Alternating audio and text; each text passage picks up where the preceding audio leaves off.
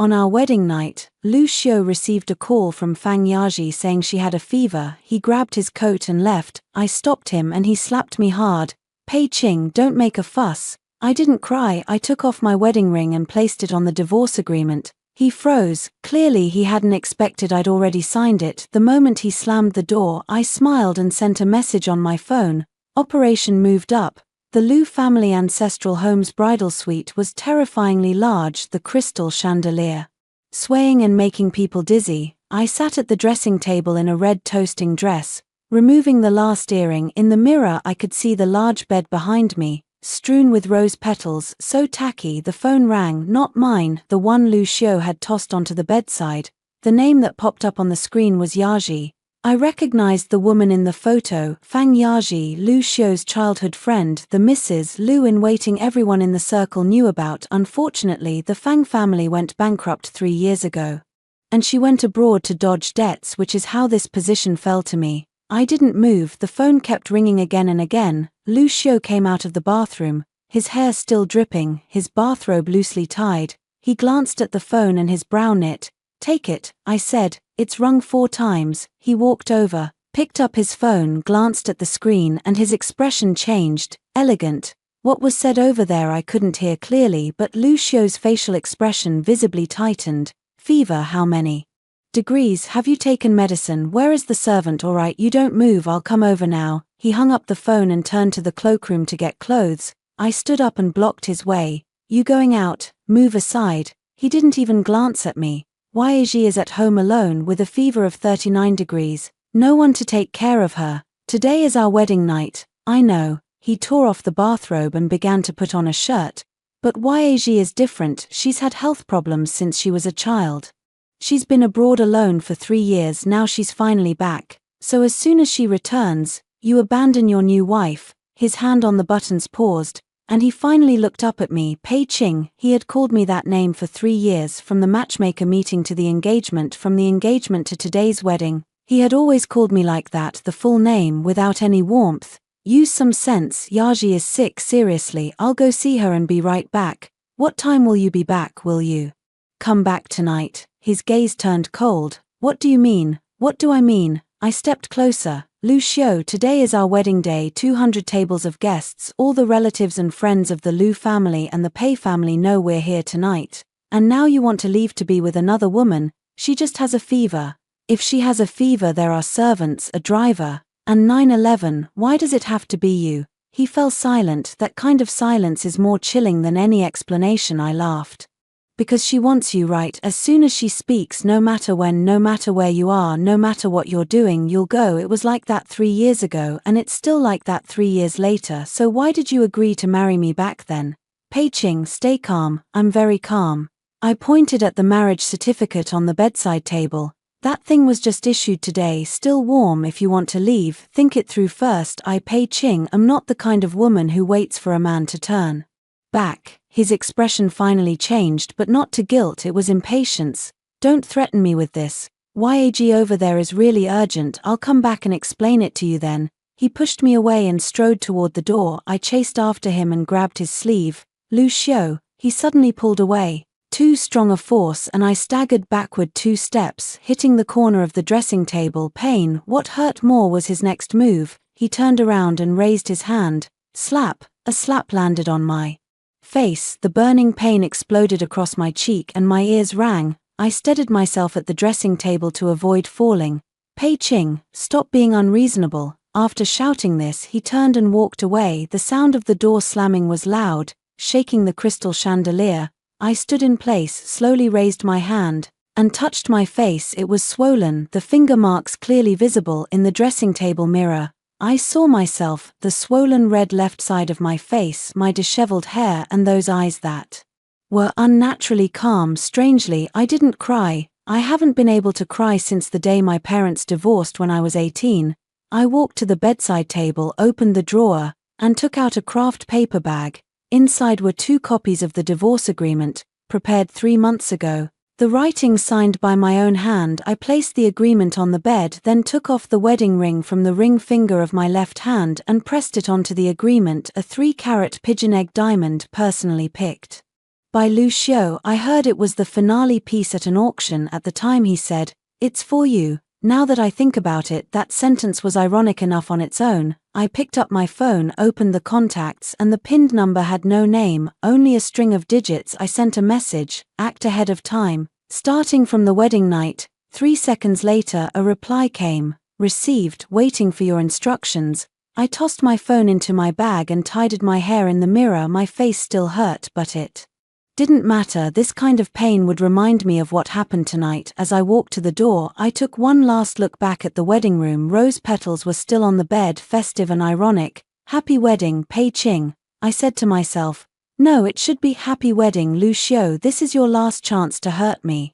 I opened the door. The corridor was empty. The servants of the Lu family were all tactful. They knew tonight was the young master's wedding night, and not a single one had come out good. That saved me the trouble of explaining. Leaving the gates of the Lu family old residence, the night air was cool. I stood on the steps, clutching the wedding ring in my hand. A 3-carat diamond egg gleamed under the streetlight. I raised the ring, looked at it against the moon, and then stuffed it into my bag. This thing will be useful later. I opened the car door and started the engine. My phone rang. It was a call from Lin Morbai. "How did it go?" he asked. I glanced at my swollen face in the rearview mirror. "Great, smoother than expected." "Doing well. Did you take a beating?" "Right." I smiled. "This slap is worth 30 million. There was a 2-second silence on the other end of the line. "Pei Qing, are you sure you want to continue?" "Why uncertain?" "Because," he paused, "a man who acted on his wedding night doesn't deserve you expending so much effort." I laughed out loud. "Lin Mobo, are you getting something wrong? I wasn't doing this for him from beginning to end." "I know you're doing it for the Lu family, but..." "No buts," I interrupted him. "Have you forgotten how the Lu family swallowed the Pei Hotel 3 years ago, how my parents were forced to divorce, how my father jumped off a building?" He said nothing. "I haven't forgotten." I looked ahead at the road. Not a day has passed. Lu Xiu thinks he married a socialite, not knowing he married the daughter of an enemy. Tonight's slap is just the beginning. I hung up the phone and stepped on the accelerator. In the rearview mirror, the old Lu family mansion grew distant. 3 years ago, the Lu family joined with several other families to swallow the Pei Hotel Group with a carefully planned business snare. My dad was forced into a heart attack during the board meeting, and 3 months later he jumped from the hospital roof. My mom couldn't bear the blow, signed the divorce agreement, went abroad and never came back. That year I was 29, just 2 years out of Harvard Business School and thriving on Wall Street. When I received my father's death news, I was negotiating a $1 billion merger with a client. I didn't cry. I only took 3 days off, went back home to handle the funeral and affairs, then flew back to continue working. But from that day on, my life had only one goal: to make the Lu family pay for their blood debts with blood. Lu Xiu didn't know any of this. All he knew was that I am the sole daughter of the Pei family. The Pei family may have fallen, but I still hold several small hotels and a network of connections for Lu Xiu. This is a profitable arranged marriage. Over 3 years, I've dressed myself up as a gentle, well-mannered, non-confrontational socialite, successfully making him believe I would be a good wife. Before tonight, I had actually considered giving up. If he had even a trace of real feeling for me, even if just a little, I might have considered changing my approach, but that slap woke me up. Some people are born with dirty blood in their bones. They are unchangeable. The car drove into the city center, and I found a 24-hour cafe to sit down, ordering an Americano. My face still hurt, so I asked the waitress for some ice, wrapped it in a towel, and pressed it on. The phone rang again, this time from Lu Xiu's number. I checked the caller ID and didn't answer.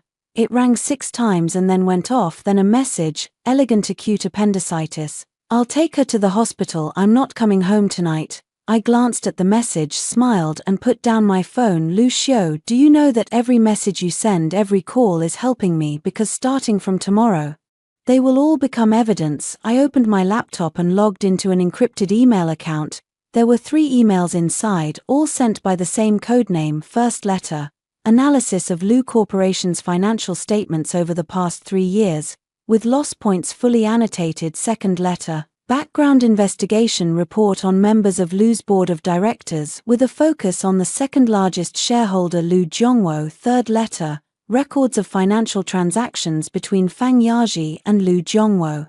Spanning 2 years, I opened the third letter and looked at those numbers. Fang Yaji, this woman is not simple. On the surface she is Lu Xiu's white moonlight, but behind the scenes she is using Lu Zhongwo's money. Lu Zhongwo is Lu Xiu's biological uncle and has always wanted to seize power. 3 years ago Fang's family went bankrupt. Lu Zhongwo helped her weather the crisis. In return, all she has to do is stay by Lu Xiu's side and be a chess piece. Unfortunately, Lu Xiu still doesn't know that the woman he longs for is the spy planted by his own uncle beside him. I took a sip of coffee and began composing the email. Lu Xiu, congratulations on your marriage. Your nightmare is only just beginning.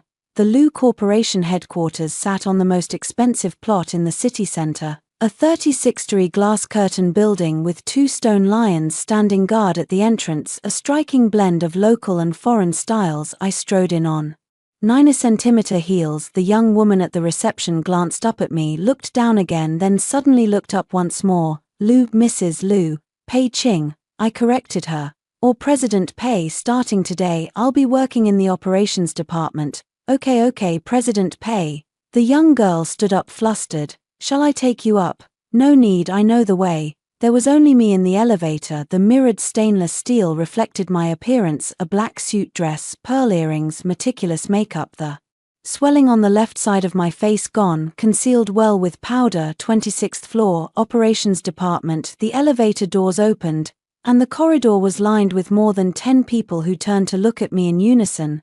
Leading them was a man in his 50s, with a receding hairline and a beer belly that strained his shirt. His name was Zhu Zhongwo, general manager of operations, an elder of the Lu family. It said he has followed the Lu family for 30 years. Yo, President Pei is here, he greeted with a simper. Welcome, President Lu specifically instructed that today you're joining, so let us receive you well. President Zhu is polite. I nod. Where is the conference room? I'd like to hold a meeting first and get to know everyone. A meeting? He froze a moment. Now, yes now, but… He glanced back. Everyone has work to do. How about another day, Mr. Zhu? I smiled. There are 42 people in Lu Company's operations department. I did my homework. It's 9:30 this morning. By custom, 9 to 10 is the department's morning meeting time, so everyone is here and no one has any work to do. His smile froze on his face. Someone nearby couldn't hold back a laugh and hurriedly held it in again. The conference room is this way. I stepped past him and walked deeper into the hallway. People arrived in the conference room one after another. 42 seats were all filled. Lu Zhongwo sat to my left. Looking rather displeased, I stood up and turned on the projector. Hello everyone. My name is Pei Ching. Starting today I will serve as Deputy General Manager of Operations. I know what you're thinking, the boss's wife parachuted in, here to gild her resume, just coasting along, leaving in a couple of years. No one spoke, but the expression said it all. I understand what you're thinking, but I don't intend to explain anything. I intend to show you something. I pressed the remote control and a projection screen displayed a table. This is the operating data for 12 hotels under the Lu Group for the last quarter of last year. Normally this data would be released after the Spring Festival, but I got it in advance. Zhu Zhongwo's face changed. How did you get it? I didn't pay him any attention and kept scrolling. Look at page 3. Among these 12 hotels, 8 are losing money, 3 break even, and only 1 is profitable. Total losses, 120 million. The conference room fell silent. Now look at page 5. This is a detailed analysis of the 8 loss-making hotels' location.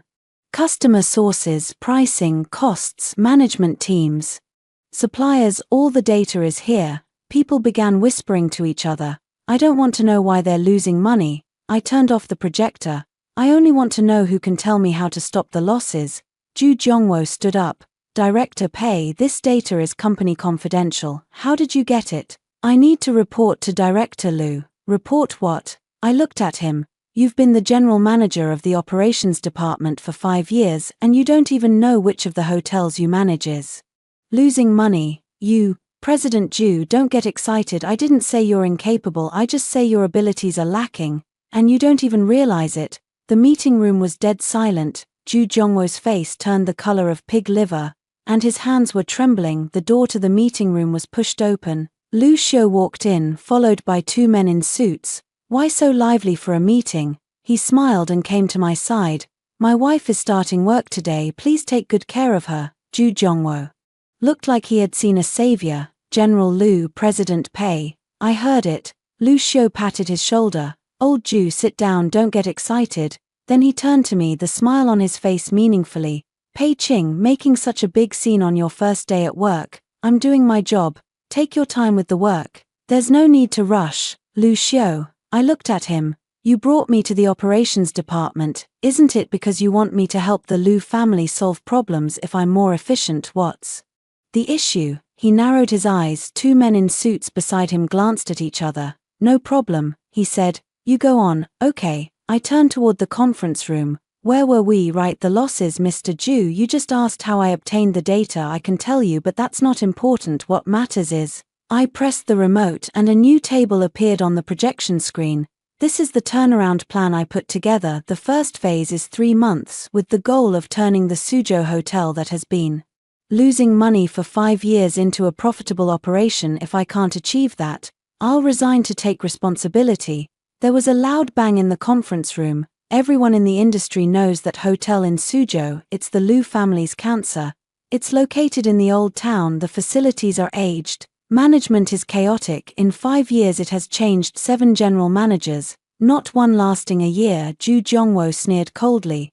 President Pei, you must be joking. We've all written that hotel off and are planning to put it up for sale. I know. I looked at the form. That's precisely why I chose it. Lu Xiu stared at me, his expression complicated. Pei Qing, are you sure? Yes, yes. He suddenly laughed. Since you have that confidence, I support it. Lao Zhu, Suzhou will give President Pei our full cooperation. Zhu Zhongwo was taken aback for a moment. President Lu, this, I said, full cooperation. Lu Xiu cut him off. Don't you understand? The meeting ended and people dispersed one after another. Lu Xiu didn't leave, he stood by the window watching me tidy up. Pei Qing. Your performance today surprised me. I looked up and asked, what kind of accident? Isn't your wife a socialite who only spends money? He smiled, not answering. However, he stepped closer. Where did you get those data from? I checked. How to check? Lu Xiu. I closed the laptop. Are you asking whether I have a mole inside the organization or whether I'm trustworthy? He was silent for 2 seconds. Both. Then, I can tell you I have no mole inside. Whether I'm trustworthy depends on you. Looking at me. Right. I picked up my bag and walked to the door. However you treat me, I'll treat you the same. It's a fair deal. His hand rested on my shoulder, stopping me. Last night. Don't explain. I turned back. You went to the hospital. Fang Yaji had acute appendicitis. The surgery was very successful. You stayed overnight. You told me these things via message. Then why didn't you answer the phone or reply to the messages? Because I was busy. Pei Qing. Lu Xiu, last night was your wedding day and you left me and walked away. I came to work this morning already giving you face. What else do you want from me? Cry and beg you to come back. His hand slowly lowered. I opened the door and walked out. In the corridor, Zhu Zhongwo and a young woman stood together. When they saw me come out, the woman stepped forward. Hello President Pei, I'm the operations manager, Fang Yaji. She smiled and extended her hand. Please take care of me from now on. I stopped in my tracks. Fang Yaji is even more attractive in person than in photos. Her features are delicate, her demeanor gentle, dressed appropriately in professional attire. She looks like an obedient, sensible little white rabbit. I looked at the hand she reached out and didn't take it. Fang Yaji, is that the one who had a fever last night? Her smile on her face stiffened for a second, then quickly returned to normal. Yes, I'm so sorry, I suddenly fell ill last night. President Lu took me to the hospital, which delayed your wedding night. It's all right, I said, everyone gets sick sometimes. President Pei is really magnanimous. She smiled even sweeter. Shogij and I have grown up together since childhood. He's always looked after me. I hope President Pei doesn't mind.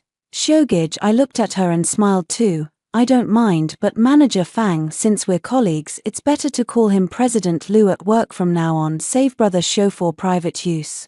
Her smile froze completely. Lu Xiu came out of the conference room, saw us standing in the corridor and walked over. You two know each other. Just met, I said. Manager Fang is very enthusiastic. Fang Yazi immediately switched to a smiling face.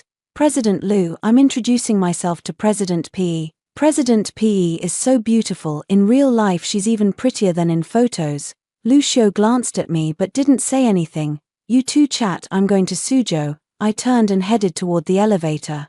Now, Lu Xiu caught up. Go today, start sooner, turn losses into profits sooner. The elevator doors opened, and I stepped in. The moment the doors closed, I saw Fang Yaji holding Lu Xiu's arm. That scene was quite beautiful. A matching pair of young talents, a perfect union made in heaven. The elevator is going down, and I watch my own face in the mirror. The mark from last night's slap is well covered with powder. You can't see a thing. Suzhou, 2 hours by car. The Liu family's hotel in Suzhou is called Suyuan. The name is good and the location is great, right beside the humble administrator's garden. Unfortunately, the shopfront is worn, the signboards are peeling, and a few shared bicycles are parked at the entrance, making it look more like a guest house. I took a walk inside. The situation was worse than the report described. The lobby lights were dim, the receptionist was scrolling Douyin and didn't look up when I came in. The elevator smelled of mildew, the carpet was stained all over, the wallpaper in the guest room corridor was peeling at the edges, and in some places had come off completely. 5th floor, general manager's office. The door was open. Inside sat a man in his 40s making a phone call. Yes, give me 1 more month, I'll definitely settle it by the end of the month. I know, this time for sure. Hello. He hung up, saw me standing at the door and paused in surprise. Who are you calling? Pei Qing, Vice President of Operations, Lu Corporation. He sprang to his feet. Vice President Pei, what brings you here? Are you Mr. Zhong? Yes, Zhong Zhengguo, same name different surname from President Zhu. He smiled and stepped forward. President Pei, please have a seat, I'll pour you tea. No need. I stood at the doorway and didn't move. Were you on the phone just now? His smile froze a bit. It was from the supplier, urging payment. How much do you owe? A little over 2 million, I think. How many months has it been? 3 months. I walked into the office. A layer of dust had settled on the windowsill, and instant noodle boxes and an ashtray were piled on the coffee table. Mr. Zhong, do you know why I came? He wiped his sweat. I know, President Zhu called and said, you've come to oversee the work. Not to oversee but to take over. I said, from today on, I will be directly in charge of the operations of Suyuan Hotel. You remain the general manager but all decisions require my signature. His face changed a touch. President Pei, is there a problem? No, there isn't. He forced a smile. Of course, it's our honor to have you guide us. Alright then, first thing, bring me the roster of all hotel employees. Second thing, notify everyone that there will be a meeting at 9 o'clock tomorrow morning. Third thing, I paused and asked, you just said you owe the supplier more than 2 million. What exactly is the number? 2,370,000. 3 months without settling the bill. The supplier is still supplying goods. He lowered his head. It's already stopped. It stopped last month. I just called wanting to plead again. I looked at the man, in his 40s, hair streaked with grey, eyes darting, clearly the sort who'd been worn down and lost his edge by this hotel. Okay, I understand, I said. Go back and rest before tomorrow's meeting. Put the roster and the list of outstanding debts on my desk. All right. He bobbed and scraped as he backed out. I stood at the window looking at the rundown parking lot below. The phone rang. And it was Lin Moba. Are you in Suzhou? Got there. How is the situation? Worse than I imagined. Are you sure? I look at the reflection of myself in the glass. That face is devoid of expression. 3 months is enough. Pei Qing, his voice lowered. Are you sure you want to take this path? Once you start, you can't turn back. I never thought of turning back, I said. When my dad jumped from the top floor 3 years ago, I never thought of turning back. There was a silence on the other end of the line for a few seconds. Good, he said. Whatever you need, just speak up anytime. I hung up the phone and opened the window. The Suzhou breeze drifted in, carrying the scent of Osman. Thus, 3 years ago, my dad jumped from the roof of this very building. Yes, this hotel. Back then it was called Pei Garden. The first hotel of the Pei Group, and where my father started after Liu family acquired it. It was renamed Su Garden, erasing all traces of the Pei clan and that old man who jumped from the building. No one remembers him anymore. I close the window and pull the curtains. Lu Xiu, You asking me to take over this hotel really feels fated. In 3 months, I will let you see with your own eyes how this building becomes surnamed Pay again. In 3 days, I will return to headquarters for the monthly management meeting. The meeting is scheduled for 2 in the afternoon. I arrived 10 minutes early and the conference room was already full. Lu Xiu is at the head seat with Ju Zhongwo on his left. And the right side is empty, presumably reserved for me. I had just sat down when the door opened again. Fang Yaji walked in wearing a white dress, fresh and unpretentious like a little white blossom. She smiled at Lu Xiu and sat in the chair behind him, that was the recorder's seat. "Hello, President Pei." She waved at me, I nodded, said nothing. Lu Xiu cleared his throat. "Everyone is here, let's begin. President Ju, you go first." Ju Zhongwo stood up and started reading the PPT. It was nothing but familiar, conventional data. Losses continue, problems persist, solutions are always need time. I lowered my head to look at the materials in my hand, occasionally raising my eyes to glance at the projection. In the middle of the reading, the conference room door opened again. A man in his 50s walked in, wearing a tailored suit and exuding an air of distinction. He was followed by 2 assistants, clearly a big shot. Lu Xiu stood up. "Second uncle, Lu Zhongwo, the second largest shareholder of the Lu Group, Lu Xiu's paternal uncle and the driving force behind the acquisition of the Pei Hotel back in the day." He smiled and waved a hand. Take a seat, I'll just listen in, you all continue." He sat down opposite Lu Xiu, his gaze sweeping the meeting room and resting for a second on my face. That glance sent a chill down my spine. This old fox is more hard to deal with than I thought. Ju Zhongwo continued reciting the PPT, but he was obviously nervous and misspoke several numbers. After finishing, Lu Xiu looked at me. "Pei Qing, how is the situation in Suzhou?" I stood up and opened my USB drive. In 3 days, I conducted a preliminary analysis. The main reasons for the losses at Suyuan Hotel are 3 points. 3 charts appear on the projection. First, the guest source structure is single. 90% are travel agency group tours. Individual travelers account for less than 10%, causing the average room rate to be pressured below 200 yuan, even lower than budget hotels. Second, costs are out of control. Over 5 years, 7 general managers have been replaced, and each manager has to switch a batch of suppliers, with contracts in complete disarray. Just last year, procurement costs were 40% higher than the industry average. Third, facilities are aging, no renovations in 5 years. The wallpaper, carpets and furniture in guest rooms are all 10 years old. On Trip, there are more than 300 negative reviews, half complaining about old facilities, half about poor hygiene. The conference room fell silent. Ju Zhongwo's face was grim. He had run operations for 5 years, and these numbers were a slap in the face. Lu Xiu stared at the projection, lost in thought. "And the solution?" he asked. "Yes." I turned to the next page. First, reposition, abandon the low-end market. Focus on mid to high-end walk-in guests. Second, streamline suppliers, retender, expected to reduce purchasing costs by 25%. Third, renovate in phases, starting with guest rooms, completing the renovation of 60 rooms within 3 months. "And where is the money?" Lu Zhongwo spoke up. "Renovation costs money, repositioning also costs money. Sugarden can't even pay salaries now. What will you use to renovate?" I looked at him and smiled. Director Lu asks a good question. "My plan is to bring in external investment." External investment? Lu Xiu frowned. "Who would be willing to invest in a hotel that has been loss-making for 5 years? "Yes," I said, "and Type."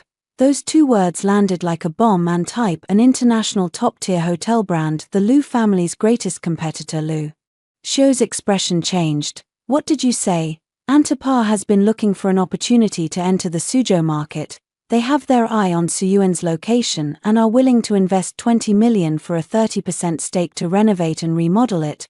"Are you crazy?" Lu Xiu stood up. "Antipar is our rival. And you want them to take a stake? If we don't let them in, do you have 20 million? I looked at him calmly. "The Lu Corporation is cash-strapped right now. You know that better than I do. If this money doesn't come through, Suyuan won't survive past 6 months. Then the only option is to put it up for sale. Who will buy it? Very likely Antipar." "Even so, you can't." "Lu Xiu," I cut him off. "I'm the deputy general manager of operations. My job is to keep the hotel alive. With a 20 million investment and 30% of the shares, Su Yuan is secured and the Liu family still holds the controlling stake. Can't you do the math? He fell silent. Lu Zhongwo laughed. Interesting. President Pei, have you discussed this plan with Antipo? They have shown interest after initial contact. Then how can you guarantee they won't take the opportunity to nibble away at the Liu family contract? I said. All terms are in black and white. The law is not a decoration. He nods and says nothing else. Lu Xiu watches me, his expression complex. Fang Yaji suddenly speaks up. President Pei, I heard the Asia-Pacific president of engsub is Lin Morbei. You two know each other. All eyes in the conference room turned to me. I looked at her. That little pale face wore an innocent smile. Manager Fang has good connections. I said, Lin Morbei was my classmate at Harvard. Is there a problem with that? No problem, just curious. She smiled even more sweetly. I heard you two are very close and meet often. Manager Fang. Lu Xiu frowned. This is a meeting right now, don't ask about those things. I'm sorry, President Liu, I shouldn't have asked. She lowered her head, obedient as a rabbit, but the words had already been spoken. Zhongwo immediately jumped in. President Pei, since you and Lin Morbei are old friends, isn't this collaboration a bit inappropriate? What's inappropriate? We are rivals with Antipo. If you let them take a stake, what if something happens? What kind of something? I stared at him. Mr. Zhu, if you want to say something, say it directly. He cleared his throat. I don't mean anything else, just a reminder to be mindful of limits. I laughed. Director Zhu, I've been on the job for 4 days. I've figured out the situation at the Suzhou Hotel. I've proposed solutions, and I've secured investment interest. What have you been doing all this time? He said nothing. Fine judgment is a function of capability. You have the ability, then you can speak of boundaries. If you lack the ability, you can only talk about loyalty. Someone in the meeting room couldn't hold back a chuckle. Zhu Zhongwo's face reddened completely. Lu Xiu stood up. All right, that's it for today's meeting. Pei Qing, stay behind. People left one after another. Fang Yaji walked to the door, looked back at me, and there was something hidden in her eyes. The door closed, and the conference room was left with only me and Lu Xiu. He stood by the window with his back to me. Pei Qing, tell me the truth. What exactly is your relationship with Lin Morbei? Classmate relationship, is that all? That's it. He turned around, looked at me. You know I don't like others hiding things from me. I know. I met his gaze, so I didn't hide it. From you, Lin Moy is my classmate, nothing more. Antipo wants to invest in Su Garden because Su Garden has commercial value, not because I have any relationship with him. If you don't believe me, you can check. He walked over and stood in front of me. We were very close, able to smell the scent of his dragon odor toilette. Pei Qing that night. Don't say any more. I took a step back. I don't want to bring up what happened that night. His expression darkened slightly. Yaji, she's your white moonlight. I know, I said. Lu Xiu, I have no demands on you. What you do with her is your business. I'll just do my job. You don't mind? I look at him, this man who actually asks me if I mind. Does it do any good if I mind? I retort. Will you change anything because she left? He fell silent. I pick up my bag and walk toward the door. Pei Qing. He calls after me. I didn't look back. I stepped out of the conference room at the end of the corridor. Fang Yaji stood there as if waiting for me. President Pei. She smiled as she came up to me. I spoke out of turn in the meeting just now. Please don't mind. I don't mind, I said. You did very well. She was momentarily stunned. What? Your question was timely and the effect is very good. I stepped closer, lowering my voice. But Manager Fang, next time you want to mess with me, remember to prepare the evidence first. Relying on wind-catching shadows is too low. Her smile stiffened. I stepped past her and toward the elevator. Before the elevator doors closed, I saw her standing in the corridor, the expression on her face exquisitely dramatic. At 8 o'clock in the evening, I returned to the hotel and had just finished a shower when the doorbell rang. I opened the door, and a man stood at the door. He was in a suit and leather shoes with a cool, distant aura, wearing a pair of gold-rimmed glasses. Lin Mobo, how did you get in? I stepped aside. Come in. He walked into the room and looked around. Is this the kind of place you live in? It's the best hotel in Suzhou. Lu's has more than a dozen hotels in Suzhou. Any one of theirs you choose should be fine, right? I don't want to cause trouble. He sat on the sofa looking at me. Today at the meeting you brought up the Antipa investment matter. Yes, why didn't you give me a heads up in advance? Because I only mentioned it briefly, it hasn't been officially pushed forward yet. He was silent for 2 seconds. Pei Qing, do you know what would happen if the things spoken today reached the board? Understood. I poured a glass of water and handed it to him. Antipo will. He looked at me, something flickering in his eyes. What are you really doing? I'm doing what I should have done 3 years ago. Pei Qing. He stood up, walked to me. I know you want revenge, but this path is too dangerous. Lu Zhongwo is no easy opponent. Fang Yaji is his person. Lu Xiu is not a fool either. You alone. I'm not alone. I looked at him. I have you. He froze. I smiled a little. So, you're not willing to help me. He drew a deep breath. Pei Qing, you know very well how I feel about you. Lin Morbei. I interrupted him. I don't want to talk about this. We are in a cooperative relationship now, and that's enough. He gave a wry smile. Fine, a cooperative relationship, then tell me, what should we do next? Keep waiting. What are we waiting for? Wait for Fang Yaji to act. He frowned. Are you sure she will make a move? Sure. I looked out the window. What was said at the meeting today was just a test. Next she will investigate me, dig into my background and try to drive me out of Lu's. When she acts, that will be our opportunity. How can you be so sure? Because she belongs to Lu Zhongwo. I turned around. Lu Zhongwo wants Lu Corp. Lu Xiu is his biggest obstacle, and I am Lu Xiu's wife. As long as I'm removed, he can strike Lu Xiu. He can count this debt precisely. Lin Moba remained silent for a long time. Pei Qing, he finally said, you've changed, really. In the past you wouldn't have calculated these things. I looked at myself reflected in the glass. My former self is already dead. After sending Lin Morbei off, I lay on the bed staring at the ceiling. The phone rang. It was Lu Xiu calling. I looked at the name blinking on the screen, hesitated for a few seconds, then answered. Hello, it's me. His voice was a bit hoarse. Have you slept? Just about to sleep. Pei Qing, I want to talk to you. Now. Yes, now. I'm downstairs at your hotel's in trance. I froze. I walked to the window, pull aside a corner of the curtain, and in the parking lot downstairs a black Bentley is parked. Lu Xiu leans against the car door, looking up at my window. Wait for me a moment. I hung up the phone, changed clothes, and went downstairs. The night wind was cool. He stood by the car, his suit jacket tossed inside the vehicle, wearing only a shirt. Why don't you go up? I asked, afraid it would be inconvenient for you. Is there anything inconvenient? He looked at me and suddenly laughed. Pei Qing, I find I increasingly can't understand you. What can't you understand? What kind of person are you? He stepped closer. On our wedding night I hit you, and the next day you went to work as usual without saying a word. I protected Yaji at the company, and you didn't fight or argue. You throw all your energy into your work, more desperately than anyone I've ever seen. What do you really want? I watch him under the moonlight. There is a strange emotion in his eyes. What I want you won't give. You don't say it. How would you know?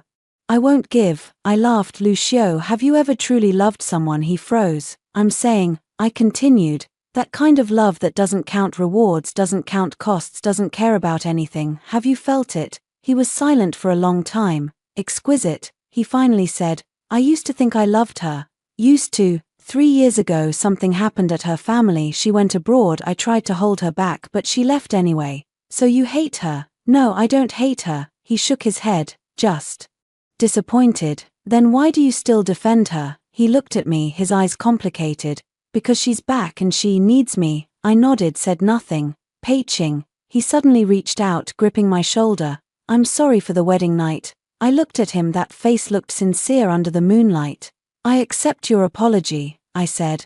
But I'm afraid that doesn't mean everything can go back to how it was. I know. He loosened his grip. I don't ask for your forgiveness. I only hope we can start over.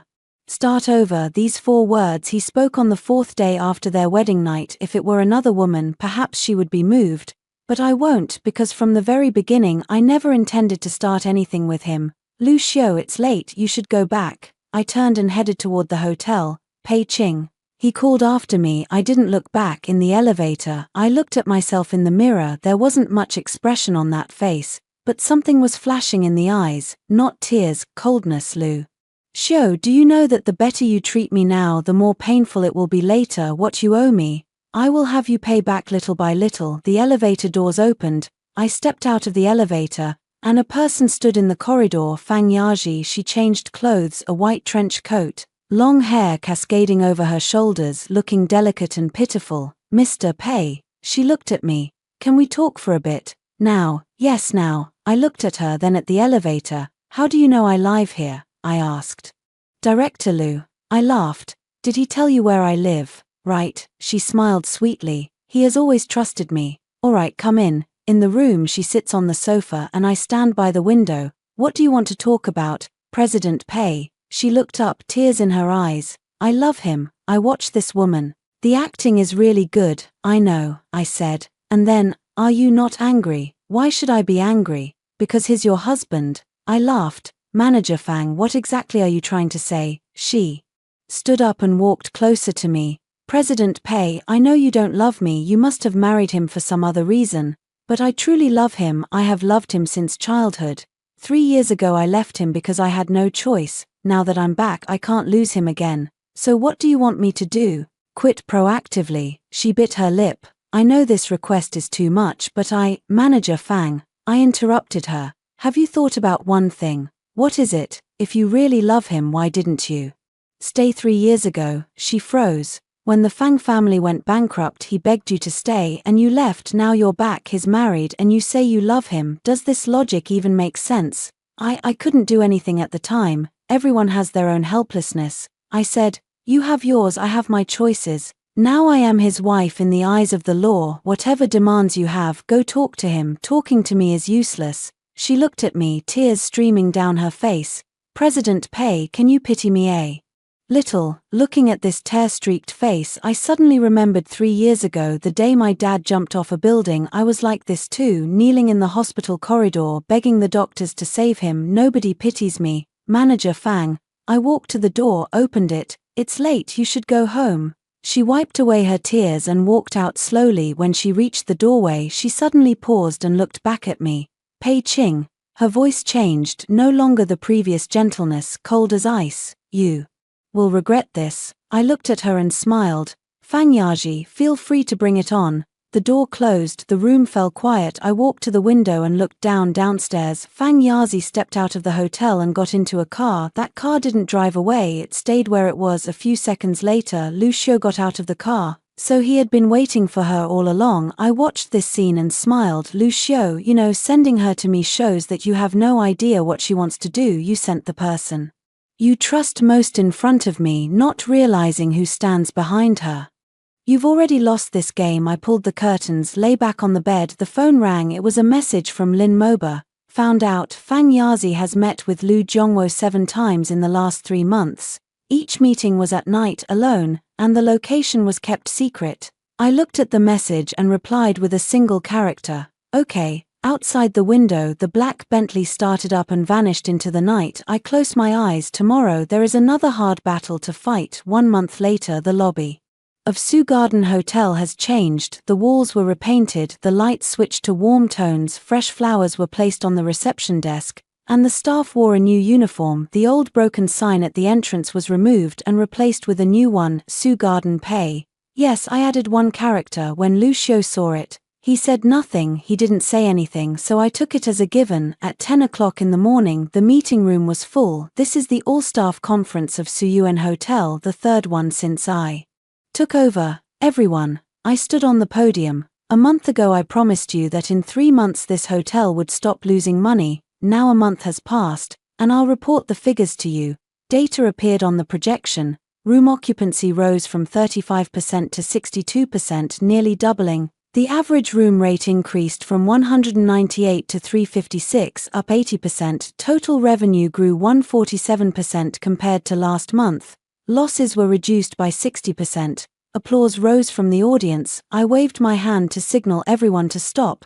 These achievements are not mine alone, they belong to everyone, so I've decided starting this month to give everyone a 10% raise and double the performance bonuses. The applause grew louder. Zhong Zhengguo sat in the front row, his expression complicated. For this month, he had basically been sidelined by me. Every day was just signing papers and holding meetings with real power in my hands, but he didn't dare say anything because the numbers were indeed looking good. And one more thing, I continued, Antipur's investment has Arrived 20 million in the next 2 months. We need to finish renovating the remaining guest rooms and also remodel the restaurant and conference room. The task is heavy, everyone be prepared. After the meeting, Zhong Zhengguo followed me into the office. President Pei, he rubbed his hands together. There is something I'd like to discuss with you. Speak. I want to be transferred back to headquarters. I looked up. Why? He gave a wry smile. I've been doing this for 3 years and my performance has never improved. Now you're here, the hotel is better, but I know it's all thanks to you. I'm just a figurehead here, not even as good as Director Zhong. I interrupted him. You're wrong. He was momentarily stunned. This hotel has had 7 general managers in 3 years. Do you know why? He shook his head. It's not that they lack ability, it's that nobody gives them the authority. Everyone who goes there is bound by headquarters rules and regulations. Purchasing must use headquarters suppliers, pricing must follow headquarters directives. Even hiring someone needs headquarters approval. Put anyone in their place, and they still couldn't do it. He looked at me, something flickering in his eyes. In this past month I cut through all those rules and gave you autonomy. You did very well. Procurement costs dropped and the team stabilized. You're not just decoration, you're the reason this hotel can succeed. His eyes were red. President Pei, you stay, I said. I need you. He nodded firmly and turned around and left. I leaned back in the chair and looked at the ceiling. A month ago this person was guarding against me, thinking I had come to take his place. Now he is willing to sacrifice himself for me. Human hearts are sometimes that simple. The phone rang. It was a call from Lu Xiu. Are you free tonight? What is it? There's a social engagement. Come with me. I checked my schedule. What time? 7 o'clock. I'll pick you up. After hanging up I continued working on the documents. At 5 in the afternoon the door was pushed open. Lu Xiu walked in holding a bouquet of flowers. These are for you. I looked at that bouquet of flowers, a big bunch of white roses. What day is it today? There's no special day, I just wanted to give them to you. I took the flowers and placed them on the table. The hotel is well kept. He looked around. Better than I expected.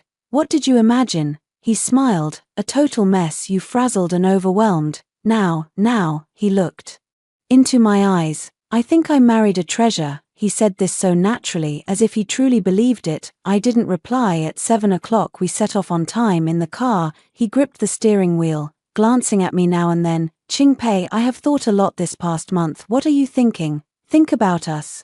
He paused. I know I hurt you deeply on our wedding night, but I want to make it right. Will you give me a chance? I watched the night view outside the car window. Lu Xiu, do you know why I work so hard? Why? Because I have nothing but work. He fell silent. You've never given me anything. On our wedding night you left. Afterward you protected Fang Yaji. And at the company you never stood up for me. In this month, how many times have you visited me? How many calls have you made? Do you know I'm here alone? Working until what time every day? Qingpei, you don't need to explain. I turned to look at him. I'm not saying this to make you feel guilty. I'm just telling you that if one day I leave, don't blame me. His expression changed. You're going to leave? I mean if. He took my hand. Pei Qing, I won't let you go. I pulled my hand back and smiled. Drive carefully. The restaurant was very upscale. In the private room sat 7 or 8 people, all local Suzhou entrepreneurs. Lu Xiu introduced me. My wife, Pei Qing, general manager of Su Yuan Hotel. Those people greeted each other, their eyes full of curiosity and evaluation. After a few drinks, a fat man spoke up. President Lu, I heard that your Lu family has gotten quite close to Antipa recently. Lu Xiu's expression changed slightly. What? You mean that investment, 20 million for a stake in Suyuan, wasn't that from Antipo? That was a normal business partnership. Normal, the fat man laughed. Who doesn't know Antipo is your Lu family's rival? Letting them buy in, isn't that inviting the wolf into the house? The mood at the table became a little awkward. Another person chimed in. President Lu, I heard Lin Morbai from Antipo was an old classmate of your wife. Could it be that this connection is what facilitated the collaboration? Everyone looked at me. I put down my chopsticks and looked at that person. What should I call this boss? My surname is Wang. I'm in the building materials business. President Wang. I smiled. Are you familiar with Lin Morbao? Not familiar, just heard of him. How do you know this investment is because of an old classmate? He paused for a moment. I was just guessing. If It's a wild guess, better keep quiet about it. I picked up my glass. In business, what matters is evidence. Things without evidence spread trouble. He awkwardly lifted his cup and took a sip. Lucio looked at me, a hint of surprise in his eyes. We finished this meal after 9 o'clock after seeing those people off. Lucio and I stood at the restaurant door waiting for a ride. That remark just now was well said, he said. What sentence? The part about blocking Wang the fatty. I smiled and asked, do you think I did this to defend you, isn't it? I didn't speak. The car arrived. He opened the door and let me get in the car. He suddenly spoke. Pei-Ching, I have a question for you. Ask, if one day Antipo and I go to war head-on, whose side will you take? I looked at him. Moonlight filtered through the car window, half of his face illuminated, half in shadow. Lucio, I said, I'm your wife. So I'm on your side. He laughed, reaching out to hold my hand. That's good. I looked at his hand and it didn't pull back. The car stopped at the hotel entrance and I got out. Good night, he said. Good night. I walk into the hotel and in the elevator I look at myself in the mirror. What I said just now was true. If one day Lucio and Antipa go to war, I will stand on his side because Antipo is mine sooner or later. And I will not stand with a dead person. The elevator doors opened and someone stood in the corridor. Lin Mobo. Why are you here again? He looked at me, his expression not looking good. Something happened. What is it? He took out his phone and handed it to me. A headline on the screen. Young Madam Lu meets privately with President Antip. Is there more behind their business partnership? The photo shows Lin Morbai and me talking at the hotel entrance. It was from the last time he came. Who sent it? I don't know. It was just posted an hour ago and it's already been shared tens of thousands of times. I looked at those comments. Each one was harsher than the last. Pei-Ching. He stared at me. What are you going to do? I handed the phone back to him. Do nothing. What should I do? Yes, I smiled. If someone wants to mess with me, that's a good thing. Good thing. She struck first so I could fight back. He looked at me with a gaze full of complexity. Pei-Ching, what exactly are you waiting for? Waiting for a moment. What moment? I looked at the night outside the window. Wait until she brings about her own ruin. The phone rang. It was a call from Lucio. I picked up. Pei-Ching, did you see that piece of news? I did. Is it true? What is it? Are you and Lin Morbai? I laughed. Lucio, do you believe it? He was silent for 2 seconds. I don't. That's good. But I need you to explain what's going on with that photo. He came to me to talk about an investment. Why not discuss it at the company? Because it was nighttime that day and the company had already closed. Pei-Ching. His voice dropped. You know this explanation won't convince anyone. Then what do you want to hear? He was silent. Lucio, I said, if you trust me, you don't need to explain. If you don't trust me, explanations won't help. It's your choice. I hung up. Lin Morbai looked at me. What did he say? He didn't say anything. I looked at the phone screen. But I know he'll be unable to sleep tonight. Do you want him to be insomnia-struck? I want him to think clearly about who is an enemy and who is a friend. Lin Mobi stepped closer, reaching out to touch my face. I took a step back. Lin Moba. I said, don't go on like that. His hand froze in midair, then slowly lowered. Pei-Ching, you know I know. I cut him off. But it's impossible for us. Why? Because I have things I need to do. I looked at him. Before I finish, I'm not qualified to talk about any feelings. He forced a wry smile. Then I'll wait for you. No need to wait. I make the decisions. He turned and walked away. I stood in the hallway watching his figure disappear at the elevator door. The phone rang again. This time it was an unfamiliar number. I picked up. President Pei, good evening. It was Fang Yaji's voice. Manager Fang calling this late. Is something wrong? That piece of news, you saw it, right? I did. Do you know who sent it? You sent it. She smiled. Mr. Pei, you really are clever. So I want to discuss a deal with you. What condition? Leave Lucio and I'll give you 50 million. I laughed. Fang Yaji, do you know how much the Pei family's dowry was when I married him? She fell silent. 200 million. I said, do you think I'd give up 200 million in marital assets for 50 million? Then what if? Her voice changed. I make it so you can't stay at Lu Corporation. You can try. Chi-Pei, don't be too confident. Fang Yaji. I said, listen well, if you want to play, I'll play with you. But remember, those who play with fire will eventually burn themselves. Good night. I hung up, blocked this number. Back in the room, I opened the computer. On the screen is Lu's equity structure chart. Lu Xiao 32%, Lu Zhongwo 28%, other minor shareholders 40%, and in my hands, over the past month through various channels, I have quietly acquired 5%. 5% is not much, but it is enough to break the balance at a critical moment. I sent Lin Moba a message, keep collecting, next month I want 10%. The reply came quickly, received. I closed my laptop and lay back on the bed outside the window. The night sky over Suzhou was beautiful. 3 years ago my dad jumped from this building that night. Did he look at a night like this too? I close my eyes. Dad, wait a little longer. Almost. The news has been fermenting for 3 days. Inside the Lu family, chaos erupted. Led by Zhu Zhongwo, they demanded a thorough investigation into Pei Qing's abnormal dealings with competitors. Fang Yaji stoked the flames from behind the scenes, spreading rumors that I am a corporate spy sent by Antip. Lu Xiao bore the pressure. He didn't suspend me but told me to return to the HQ to explain clearly. 2 o'clock in the afternoon, Lu family headquarters, 26th floor conference room.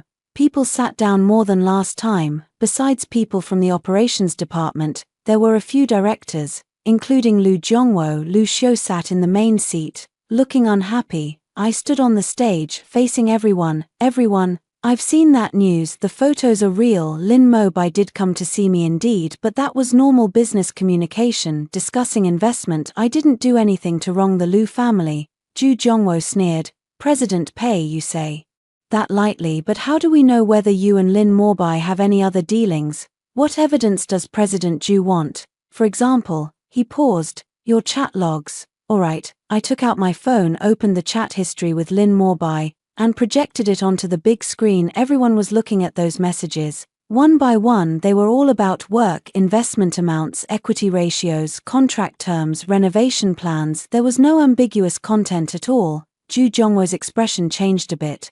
This. What does this prove? You guys can delete the ambiguous parts. Director Zhu. I looked at him. You want to investigate? I can hand you my phone and have the technical department recover all the data. But I want to ask one thing. On what grounds do you have the right to investigate me? I am the general manager of operations. You are my subordinate. I have the authority. Mr. Zhu, I interrupted him.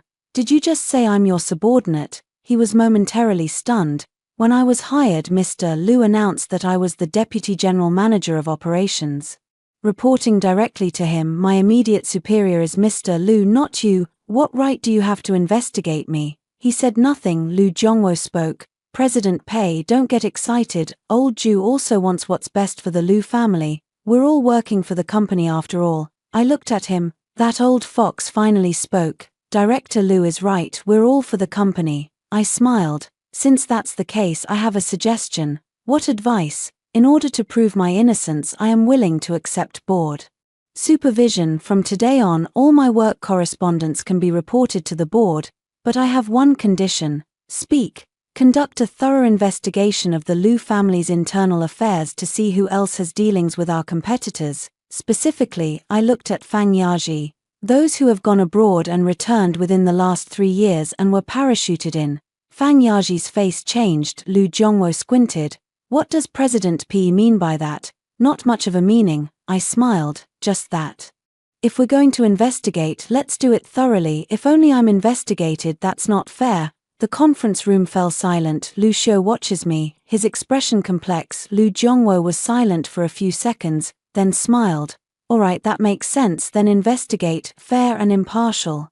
After he finished speaking, he stood up and left. The meeting is over. I pack my things and prepare to return to Suzhou. Lu Xiao follows me out.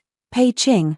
I stopped in my tracks. You've totally offended your second uncle today. I know. Aren't you afraid? Afraid of what? He looked at me, his eyes holding a strange emotion. Afraid he will take revenge on you. I smiled. Lu Xiao, do you know I'm now least afraid of being avenged by someone? He was silent for a few seconds. As for that news, I've already sent people to look into it. Once I find out who posted it, I'll handle it. No need to look into it. Why? Because I know who sent it. He froze. Who? I looked at him and said nothing. He understood. Elegant. I didn't answer. Are you sure? Yes. He fell silent. Pei Ching, I know you don't like her, but she wouldn't do this. How do you know? I understand her. I laughed. Lu Xiu, what do you understand about her? Do you understand what she liked to eat when she was a child? Do you understand what flowers she likes? Do you understand who she needed when she was sick? He didn't speak.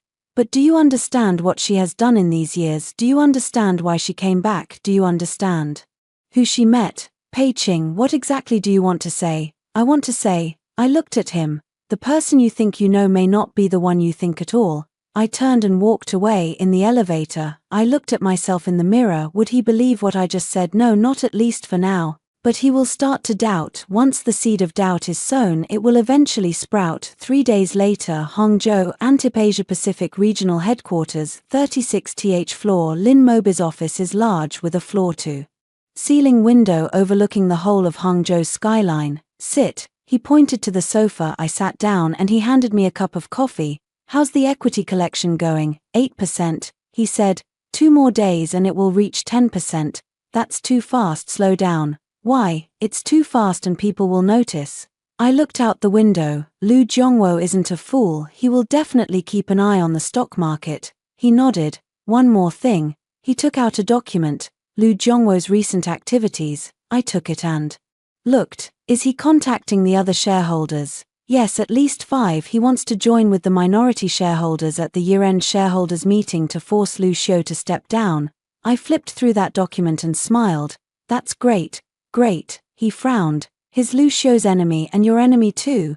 But he's also my ally. I looked at him. If he seizes power, it will force Lu Xiu to turn to me. The more Lu Xiu needs me, the more leverage I have. He was silent for a few seconds. Pei Ching, the way you speak now is getting more and more like a merchant. I always was. No, he shook his head. Who you used to be wasn't like this. I watched the clouds outside the window. Lin Morbei, people can change. He stood up and walked over to my side.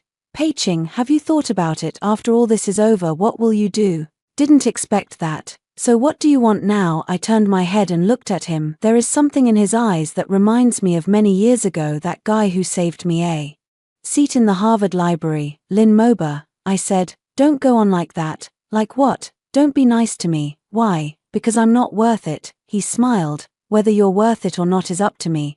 The phone rang. It was Lu Xiu's call. I picked up. Where is it? Hangzhou. Hangzhou, what are we going there for? A meeting. What kind of meeting? I glanced at Lin Morbei. Antipo's investment ran into some problems and needs to be discussed face to face. There was a silence on the other end of the line for a few seconds. Is Lin Morbei also there? Yes. Do you want to meet privately? Yes. Pei Ching. His voice deepened.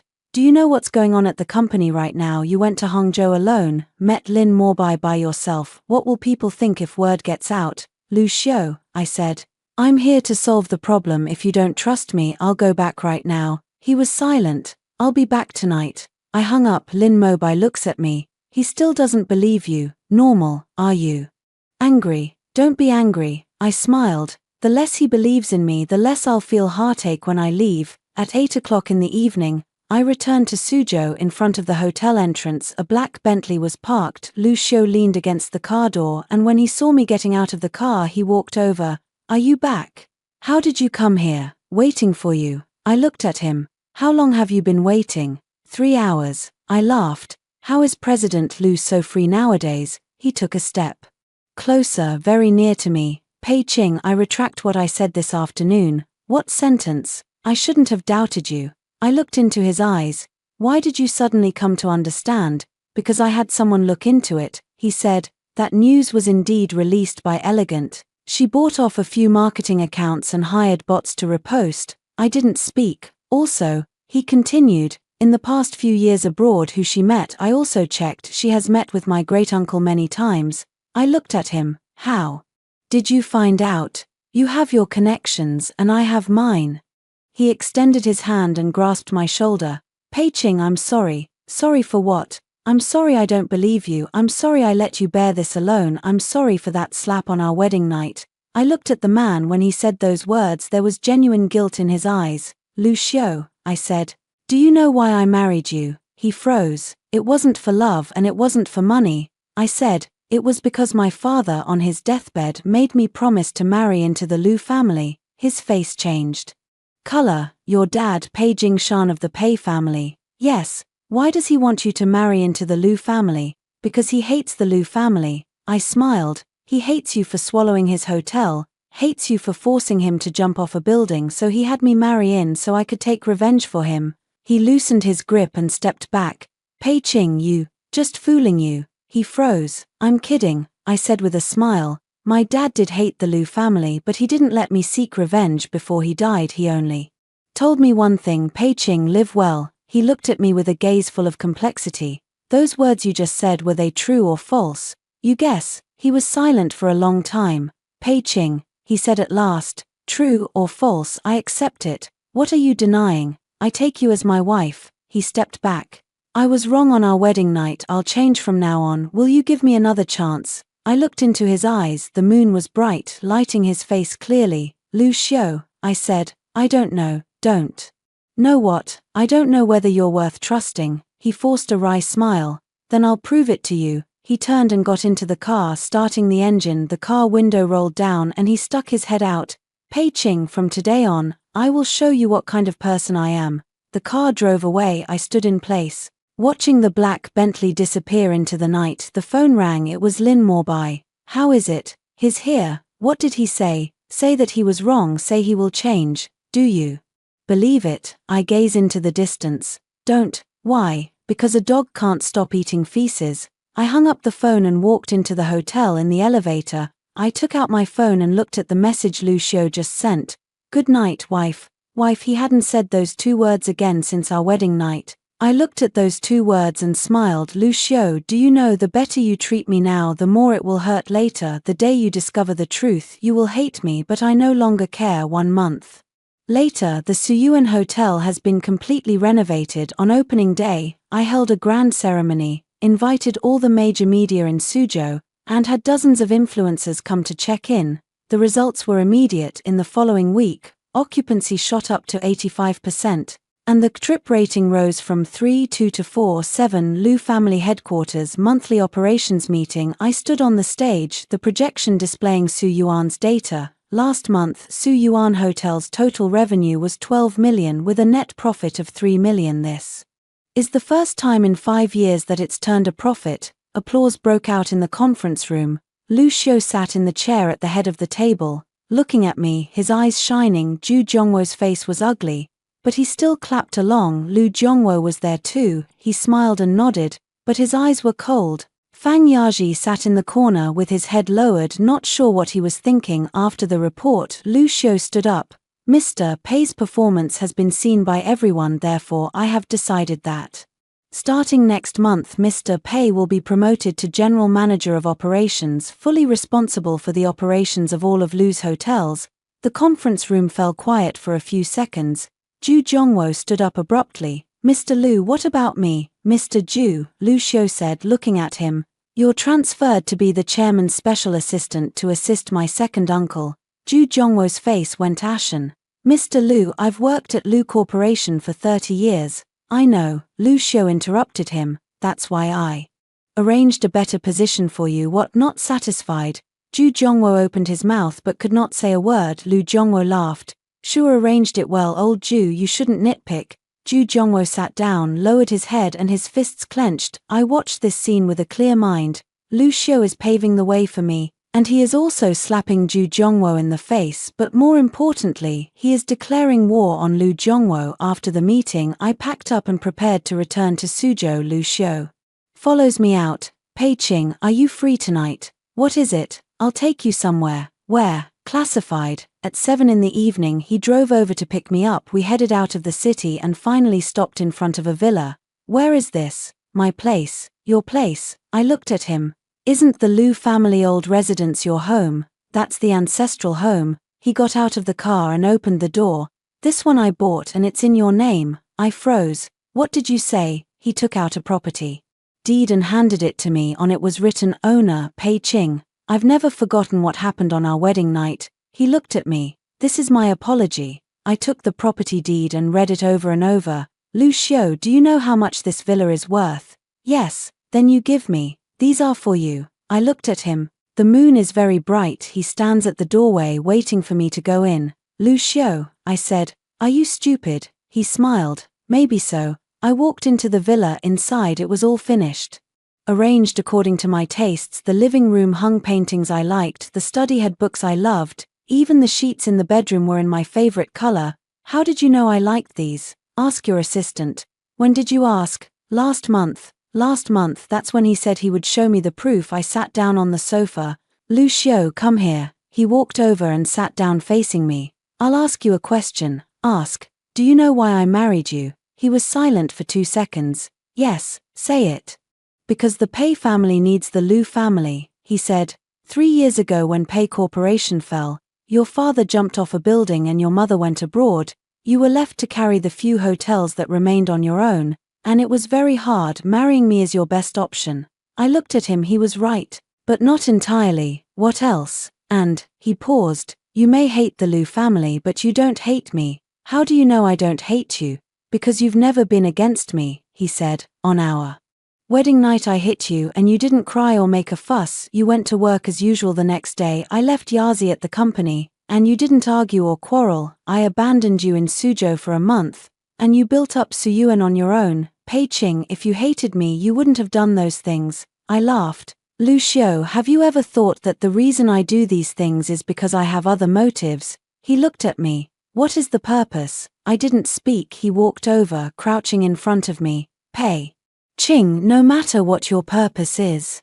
I admit it. Why? Because you are my wife. He held my hand. Since our wedding night I owe you. I will repay it slowly in this life. I looked at his hand. These hands have hit me before but now they're holding mine and it's very warm. Lucio, I said, do you know about Fang Yaji's matter? His expression shifted slightly. Got it. So what are you going to do? He was silent for a few seconds. I've already sent someone to investigate. If she's really colluding with my second uncle, I'll deal with it. How will you deal with it? Strictly business. I looked at him. Lucio, she's the one you liked since you were a kid. He shook his head. That was before now. He looked at me. Now I only want you. He said this very seriously. I looked into his eyes trying to find falseness from within but I couldn't. Did he really think this? I pulled my hand back. Lucio, it's too late. He froze. Too late for what? On the wedding night, if you hadn't left, if you hadn't struck that slap, if later you hadn't protected her. I stood up. But now it's too late. He stood up as well. Pei Qing, what do you mean by that? I looked at him. My point is, before he finished speaking his phone rang. It was Lin Morbai's call. I picked up. Qing Pei, something happened. What is it? Lu Zhongwo acted. He teamed up with 5 minor shareholders and tomorrow there will be an extraordinary board meeting to remove Lu Xiu from the CEO position. I froze. That fast? Yes, and he has evidence, claiming Lu Xiu engaged in illegal operations and embezzled company funds. What evidence? Not clear but reportedly very deadly. I hung up the phone. Lu Xiu looked at me, his face turning pale. What is it? Lu Zhongwo is going to hold a board meeting tomorrow to remove you from office. His expression darkened. On what grounds? Say that you embezzled public funds. He sneered. I didn't do it. I know you didn't do it but he has evidence. He fell silent. Pei Qing, do you trust me? I looked at him. It's not a question of whether to believe it now but of how to solve it. Do you have a way? I nodded. There is a way. What is it? Let me attend tomorrow's board meeting. He froze. You, what good would it do if you went? Did you forget? I looked at him. I hold 5% of the shares. 10 o'clock the next morning. Lu Corporation headquarters boardroom. 11 people sat on both sides of the long table. Lu Xiu sits at the main seat. Lu Zhongwo is at his right hand and the other shareholders are seated in order. I sit behind Lu Xiu, not a director, only attending as a non-voting attendee. Lu Zhongwo kicks off. Everyone, today we convene this board meeting on short notice to address a serious issue. We have evidence indicating that Lu Xiu, as CEO, is suspected of embezzling public funds, amounting to as much as 30 million. He slid a document forward. This is the bank transfer record. Last December, 30 million was transferred from the Lu Group's account to a private account. The holder of that account, Lu Xiu. A roar went up in the conference room. The shareholders murmured among themselves. Lu Xiu's face turned pale. I didn't do it. This is forged. Forged. Lu Zhongwo smiled. Could bank records be forged? Sure, if you need money, tell second uncle will lend you some. Why do something like this? I said I didn't do it. Then you explain, where did this money go? Lu Xiu opened his mouth but couldn't speak because he had no idea where the money had gone. I stood up. Director Lu, may I say a few words? Lu Zhongwo looked at me. President Pei, you are not a director yet, you have no right to speak. But I am Mrs. Lu, I said. If Lu Xiu encounters trouble, I also have a responsibility. He was silent for 2 seconds. Speak. I walk up to the projection and place a document there. These are last December's transfer records for the Lu family. Everyone watches the projection. Look, this transfer of 30 million does exist, but the account it was transferred out from is not the Lu family's public account, it's another account. I zoom in on the image. This account, the account name is Lu Zhongwo. The meeting room fell silent. Lu Zhongwo's face changed. What are you talking nonsense? Don't be impatient, Chairman Lu. I continued translating. Look at this next page. This sum was transferred out of your account and 3 days later transferred back in. In other words, the money was yours from start to finish, not Lu Corporation's. I looked at him. Director Lu, you used your own money to make a fake account and then said Lu Xiu embezzled it. This setup was done far too clumsily. Lu Zhongwo stood up. Pei Qing, I haven't finished speaking yet. I cut him off. There's one more thing, I might as well say it together. I took out a new set of documents. These are the records of meetings between Chairman Lu and MS Fang Yaji over the past 6 months, a total of 23 times, all at night, one-on-one. In 17 of them, the day after the meeting, MS Fang's account would show an additional deposit, total 5 million. The conference room exploded. The shareholders looked at Lu Zhongwo, their eyes changed. Lu Zhongwo's face was ashen. Pei Qing, you damn well dare to investigate me. Director Lu. I smiled at him. Everyone's investigating you, I'm just the first to say it. He shook with anger, hands trembling. You. Lu Xiu stood up. Second uncle, is today's board meeting still happening? Lu Zhongwo glared at me hard and then turned and left. The conference room fell silent. The shareholders looked at each other in astonishment. Lu Xiu cleared his throat. Everyone, what happened today? You've all seen it, whether I embezzled public funds or not. The truth is clear. As for other matters, I'll have people continue to investigate. Meeting adjourned. People left one after another. I pack up the documents and get ready to leave. Lu Xiu walks over and takes my hand. Pei Qing, thank you. I looked at him. You're welcome. How did you get those pieces of evidence? I have my channels. He was silent for a few seconds.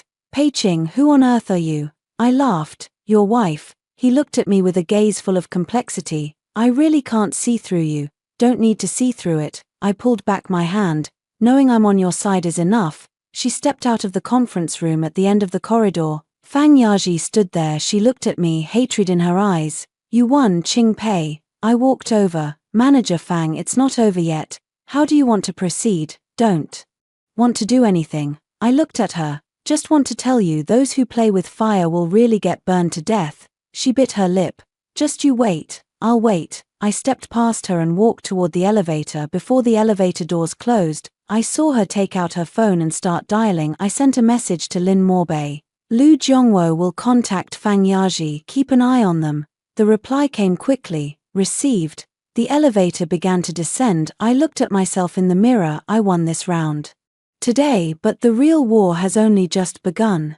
After the board incident, Lu Xiu's attitude toward me completely changed. He began proactively reporting his work to me, calling every day, and flying from Shanghai to Suzhou on weekends to keep me company.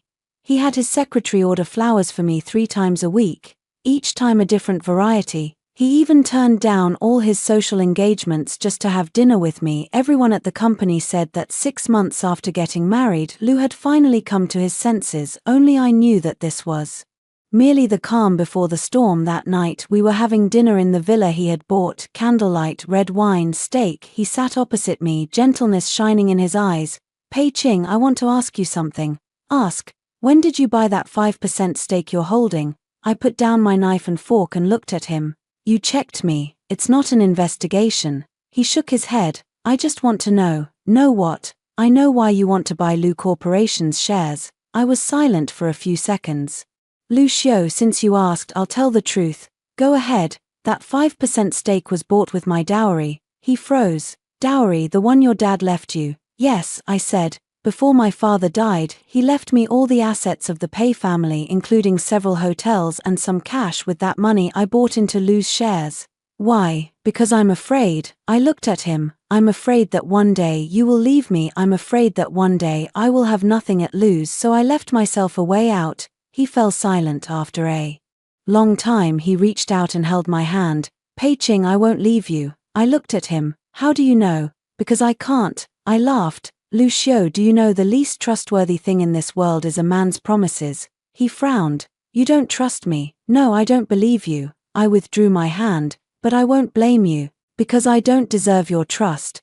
Pei Ching, what do you mean by that? I stood up and walked to the window. Lu Xiu, have you ever thought about what would happen if one day you found out I had lied to you? He came over and stood behind me. You won't fool me. How do you know? Because I trust you. I looked at the night outside the window. The moonlight is bright, lighting up the entire garden clearly. Lu Xiu, I said, you're too naive. He turned my shoulders so I faced him. Pei Ching, what on earth are you talking about? I looked into his eyes. In those eyes there was gentleness, curiosity, and a little unease. Lu Xiu, I said, I have a secret. What secret? My dad didn't die from jumping off a building. He froze. What is it? He was pushed off by someone. His expression changed. Pei Ching, the killer hasn't been found yet. I looked at him.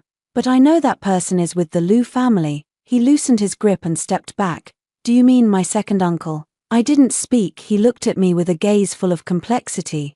Pei Ching, what evidence do you have? No, I said. If there had been, I would have called the police long ago. He fell silent. So you married me to investigate your father's cause of death? Yes. He stared at me, looking for a long time. What else? What is it? Is there any other reason? I looked at him. Yes. What is it? I want to take back what belongs to the Pei family. He understood. Lu Corporation. Yes, I said. Back then, when Lu Corporation acquired the Pei family's hotels, they used improper means. I want to take them back. He was silent for a long time, then he laughed.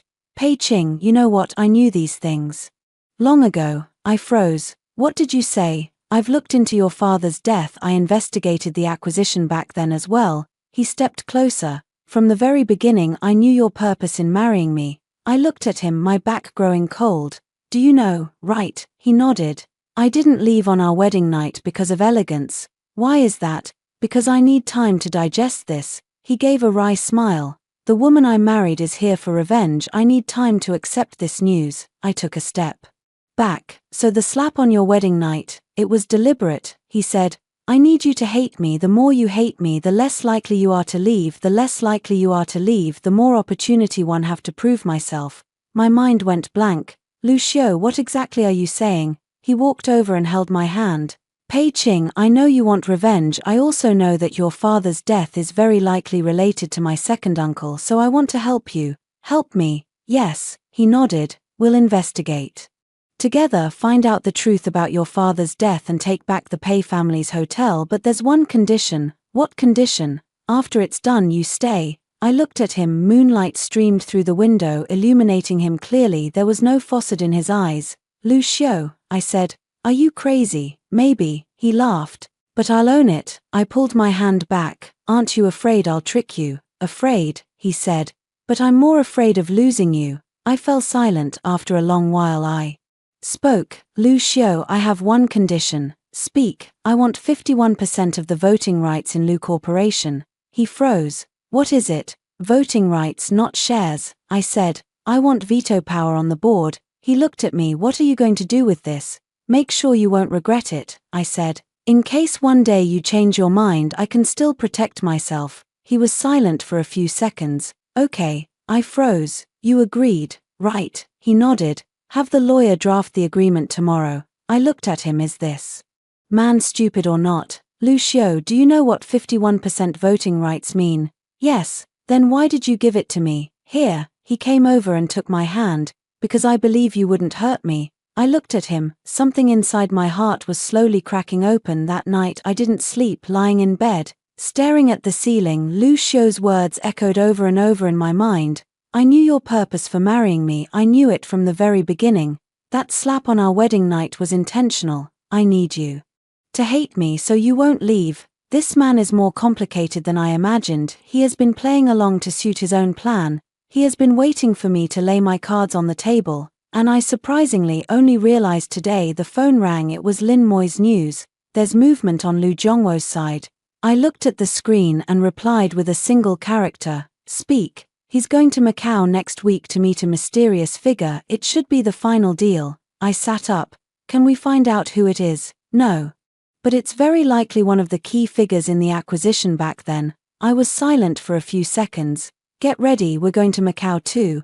Are you sure? Yes. I put down my phone and looked out the window. It's almost dawn. Lu Xiu, do you think you've outsmarted me in one? Don't forget, I'm also using their stratagems. Macau, the city is two different worlds by day and by night. By day it is so quiet it seems asleep. At night the lights blaze and people stream through the casinos. Lin Morbai and I are staying at an unremarkable hotel not far from the Lisboa casino where Lu Jongwo is lodging. He set it for 8 tonight, Lin Morbai said, looking at his phone. In the Lisboa VIP room. Who is the other party? I've found out. He handed me a photo.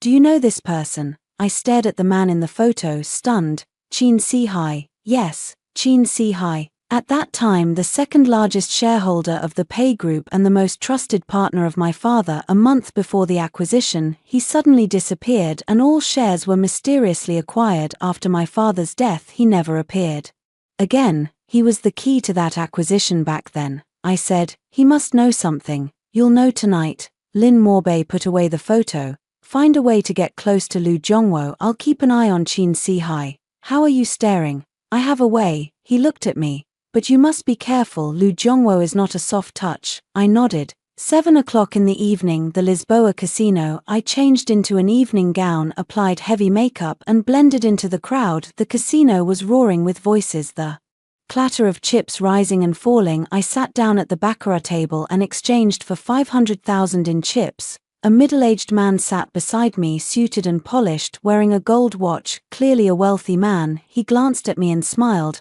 Are you here alone, miss? Yes. How big a bet are you playing? Just playing for fun. He started to chat him up. I ignored him, focusing on the cards. At 8 o'clock sharp, Lu Jongwo appeared at the elevator. He was dressed in casual clothes with 2 bodyguards by his side, walking toward the VIP area. I stood up and followed him. Miss, not playing anymore. The middle-aged man called after me. Something's come up, see you later. I pushed through the crowd and followed Lu Jongwo into the VIP area. There were security guards at the entrance. You needed a VIP card to get in. I took out the card Lin Morbai had prepared in advance, swiped it, and the door opened. The VIP area is much quieter, with only a few tables, all for high rollers. Lu Jongwo entered the innermost private room and the door closed. I sat at the bar outside and ordered a drink. After half an hour, the door to the private room opened. Lu Jongwo came out, with someone following behind him. Qin Si-hai. He looked older than in the photo. His hair had turned white. His back was hunched, but those eyes were still just as shrewd. They shook hands, exchanged a few words, and then Qin Si-hai turned and left. Lu Jongwo watched him leave, a satisfied smile on his face. I sent Lin Morbai a message. Qin Si-hai is out, keep a close eye on him. Reply, received. Lu Jongwo walked to the bar and sat down beside me. Miss, alone? I turned my head and looked at him. Director Lu, what a coincidence. He froze. Pei Ching. I laughed. Chairman Lu, you have a good memory. His expression shifted slightly, then quickly returned to normal. President Pei, what brings you to Macau? Tourism, I said. I didn't expect to run into you. He stared at me with a scrutinizing look in his eyes. Alone? Yes. Does Lu Xiu know? I don't know, I said with a smile. Men don't need to report every little thing. He smiled. President Pei, you do have an open mind. Chairman Lu, care for a drink? He glanced at the watch and nodded. Okay. We moved to a booth and ordered 2 glasses of whiskey. How long has President Pei been in Macau? Just arrived, I said. I've heard the night view at the Lisboa is nice, so I came to take a look. Just taking a look. Or what? I looked at him. Chairman Lu, what do you think I'm here for? He smiled, not answering. The wine arrived and we clinked glasses. President Pei, he suddenly spoke. Do you know what's been going on with the Lu Corporation lately? I know a bit. Then do you know that Showa has been investigating me recently? I looked at him. Chairman Lu, I don't understand what you mean by that. Can't understand. He laughed.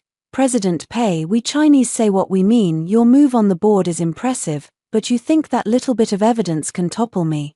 I set the wine glass down. Director Lu, what do you want to say? I want to say, he leaned a little closer. Let's work together. I froze. Collaborate. Okay. He nodded. You help me get into the Lu family and I'll give you the Pei family's hotel. I looked at him. Why does Director Lu think I would agree? Because you hate the Lu family, he said. Shua's father led the acquisition case back then, and your father's death, he had a part in it. My palms clenched. What did you say? You don't. No, he wore a surprised look. The decision to acquire the Pei family back then was planned by Shua, his dad. On the day your father jumped off the building, he was on the scene. My mind went blank. Do you have evidence? Yes, he nodded. But I only show it to my partners. I fell silent. He took a sip of wine and continued. Pei Qing, you are a smart person. You should know that Showa won't be able to protect you for long. The Lu family will belong to me sooner or later if you stand on my side now. You can still gain some benefits when I take action myself. You will have nothing left. I looked at him. This old fox, as expected, has calculated everything. Director Lu, I said, I need time to think. Okay. He stood up. When you've thought it over, come to me anytime. He left. I sat in the booth, my hands trembling. The phone rang and it was Lin Moba. Qin Sihai has confessed. In that acquisition case back then, Lu Xiu's father was indeed present. They met before your father jumped. I closed my eyes. What else? There's another name, Fang Yaji's father, Fang Zhongwo. He was the intermediary back then. I froze. Fang Yaji's father. Yes, he's in charge of connecting with your father's creditors. After the acquisition deal succeeded, he earned a large commission, but 3 months later he died in a car accident. Car accident, yes, an accident, but Qin Sihai said it wasn't an accident. I understand. Was it the Lu family silencing a witness? Very likely. I hung up the phone. Outside the window the night view of Macau is bright with lights, but my heart is ice cold. The next morning, I arranged to have morning tea with Lu Zhongwo. He came, still with that smiling, squinting look. Mr. Pei, have you thought it through? I've thought it through. I looked at him. I can cooperate, but I have one condition. Speak. I want to meet Qin Sihai. His expression changed slightly. Why do you want to see him? To verify what you said. He was silent for a few seconds. All right, tonight at Lisboa, same private room, 8 p.m. Lisboa VIP private room. Lu Zhongwo and Qin Sihai are both here. I walked in and sat down across from Qin Sihai. Uncle Qin, long time no see. He looked at me with a gaze full of complexity. Pei Qing, you've grown up. Uncle Qin, I have just one question for you. Ask. On the day my dad died, where were you? He fell silent. In Macau, he finally said. A week before your dad had an accident, I was threatened to leave the mainland. I had no choice. I had to go. Who threatened you? He glanced at Lu Zhongwo. Him. Lu Zhongwo laughed. Old Qin, don't talk nonsense. I didn't say anything nonsense. Qin Sihai stared at him. Lu Zhongwo, you know in your heart what happened back then, acquiring the Pei family, forcing Pei Jingshan to death, silencing Fang Zhongwo. Weren't any of these things done by you?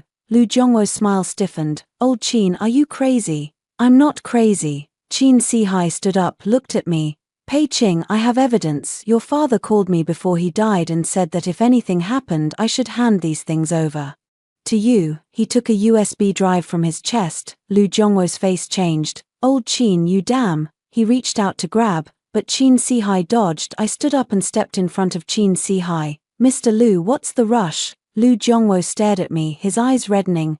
Pei Qing, do you think you've already won? He pulled a gun from inside his coat. I froze. Director Lu, are you insane? Insane? He laughed. I've schemed for 3 years, barely getting the Lu family in my grasp, and you all pop out one by one to ruin my plans today. No one is going anywhere. He aimed the gun at me. The door was kicked open. A crowd of police rushed in. Don't move. Lu Zhongwo froze. The police rushed up and pinned him to the ground. Lin Mobai walked in from outside the door. Lu Zhongwo, you are under arrest. Charges: commercial fraud, murder, and illegal possession of firearms. Lu Zhongwo struggled to lift his head and look at me.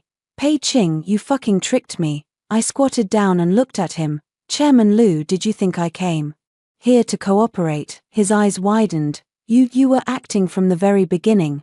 Yes, I stood up. From start to finish it was all an act. He was taken away by the police. The private room quieted down. Lin Morbei walked over to my side. Are you okay? I shook my head. Qin Sihai handed the USB drive to me. Pei Qing, this is what your dad left for you. I took the USB drive, my hands shaking. Uncle Qin, thank you. He sighed. Sorry, I've been afraid to come back all these years. Your dad's death, I'm responsible. Uncle Qin, don't say that. He looked at me, his eyes reddening. Your dad would be very happy if he knew how capable you are.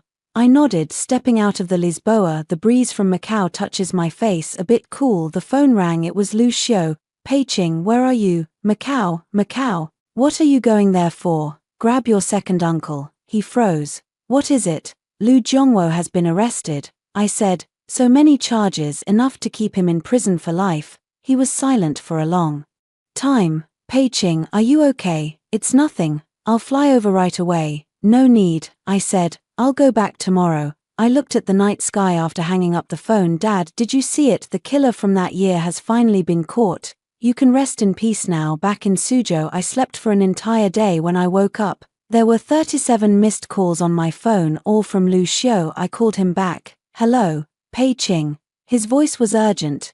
You finally answered the phone. What is it? Where are you? At home. I'll come over now. Half an hour later, he appeared at the door. He looked much haggard with bloodshot eyes.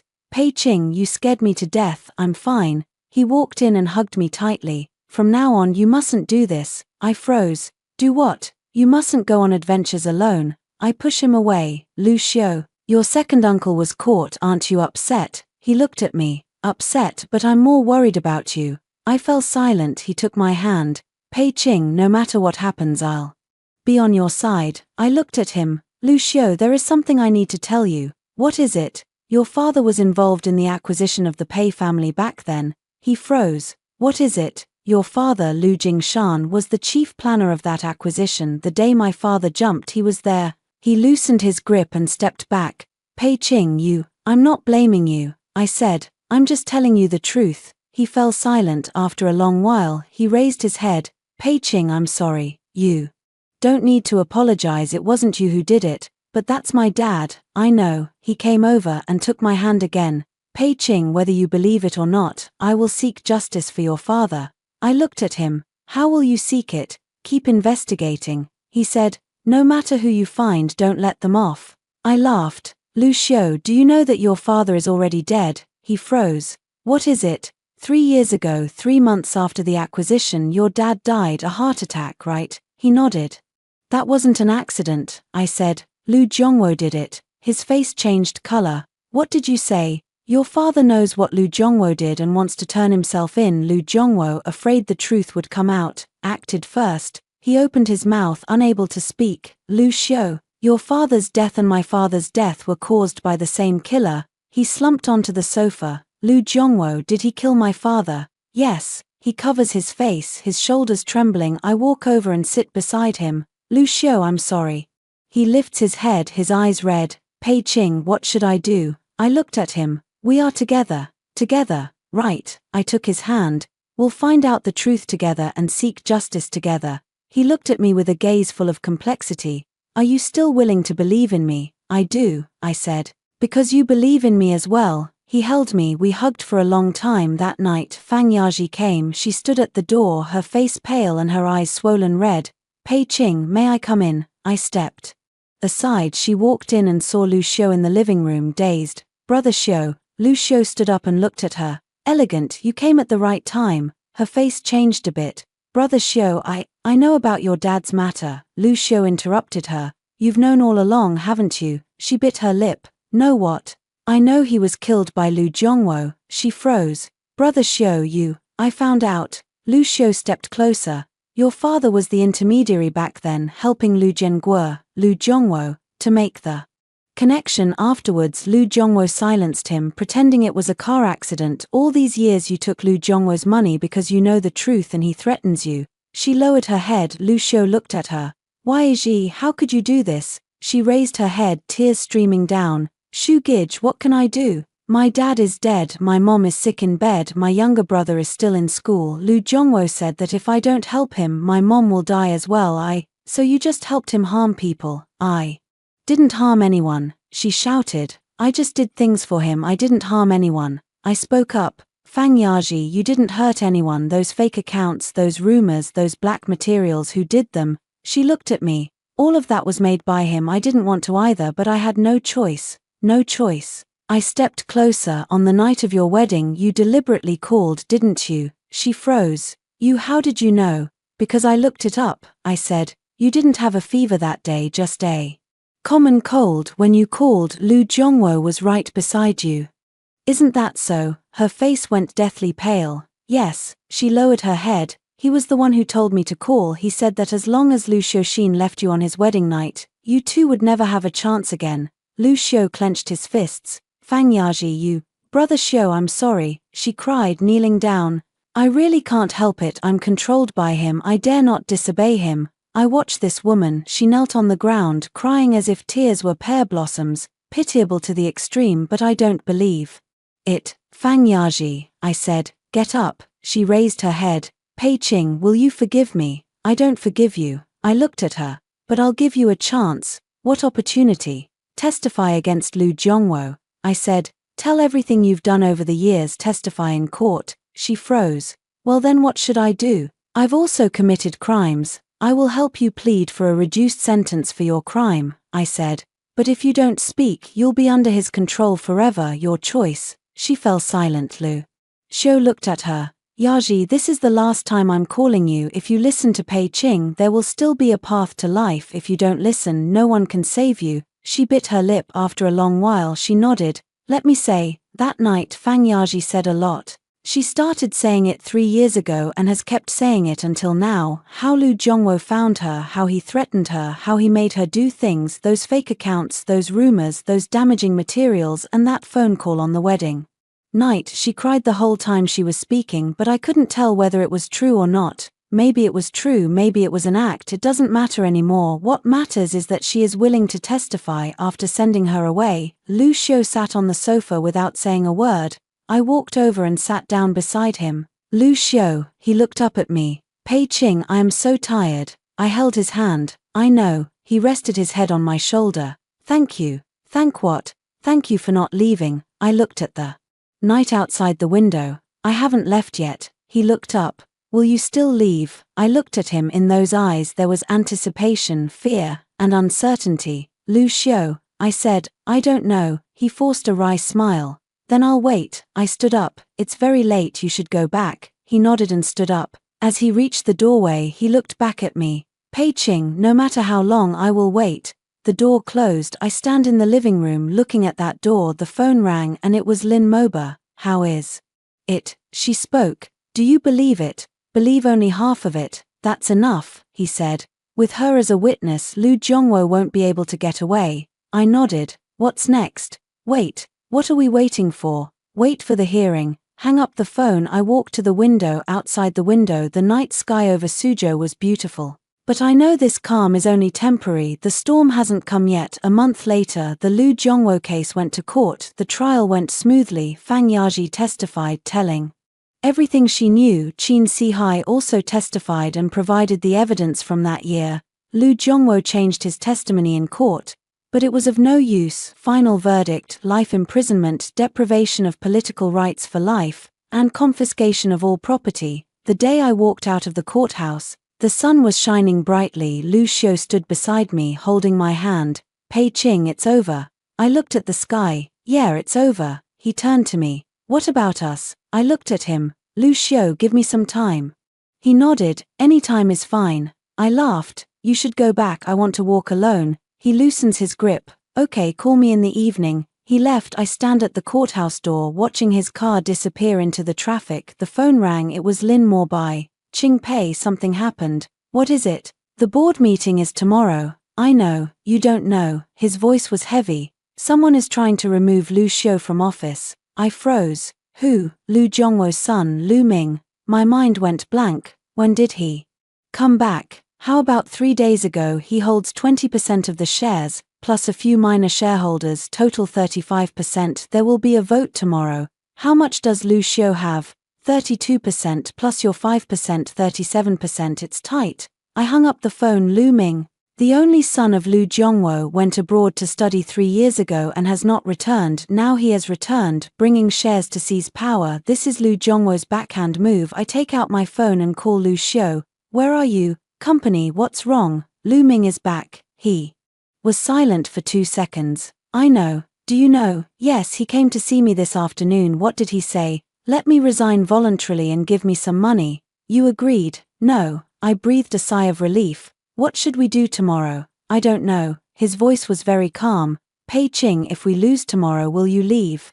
I fell silent. I understand. He hung up the phone. I stood at the courthouse gate, watching the crowds come and go. Tomorrow another hard battle awaits. 10 o'clock the next morning. Lu Corporation headquarters boardroom. There were more people than last time. Lu Xiu was in the main seat, his expression calm. A young man sat to his right, 27 or 28, in a suit and polished shoes, looking a lot like Lu Jiongwo. Lu Ming. The shareholders took their seats in turn. Lu Ming opens. Ladies and gentlemen, today we have convened a temporary board meeting to discuss one matter, whether Lu Xiu is suitable to continue serving as CEO. He slid a document forward. These are the financial statements from the past year. As you can see, under Lu Xiu's leadership, the Lu family company suffered a loss of 150 million. This is a display of his incompetence.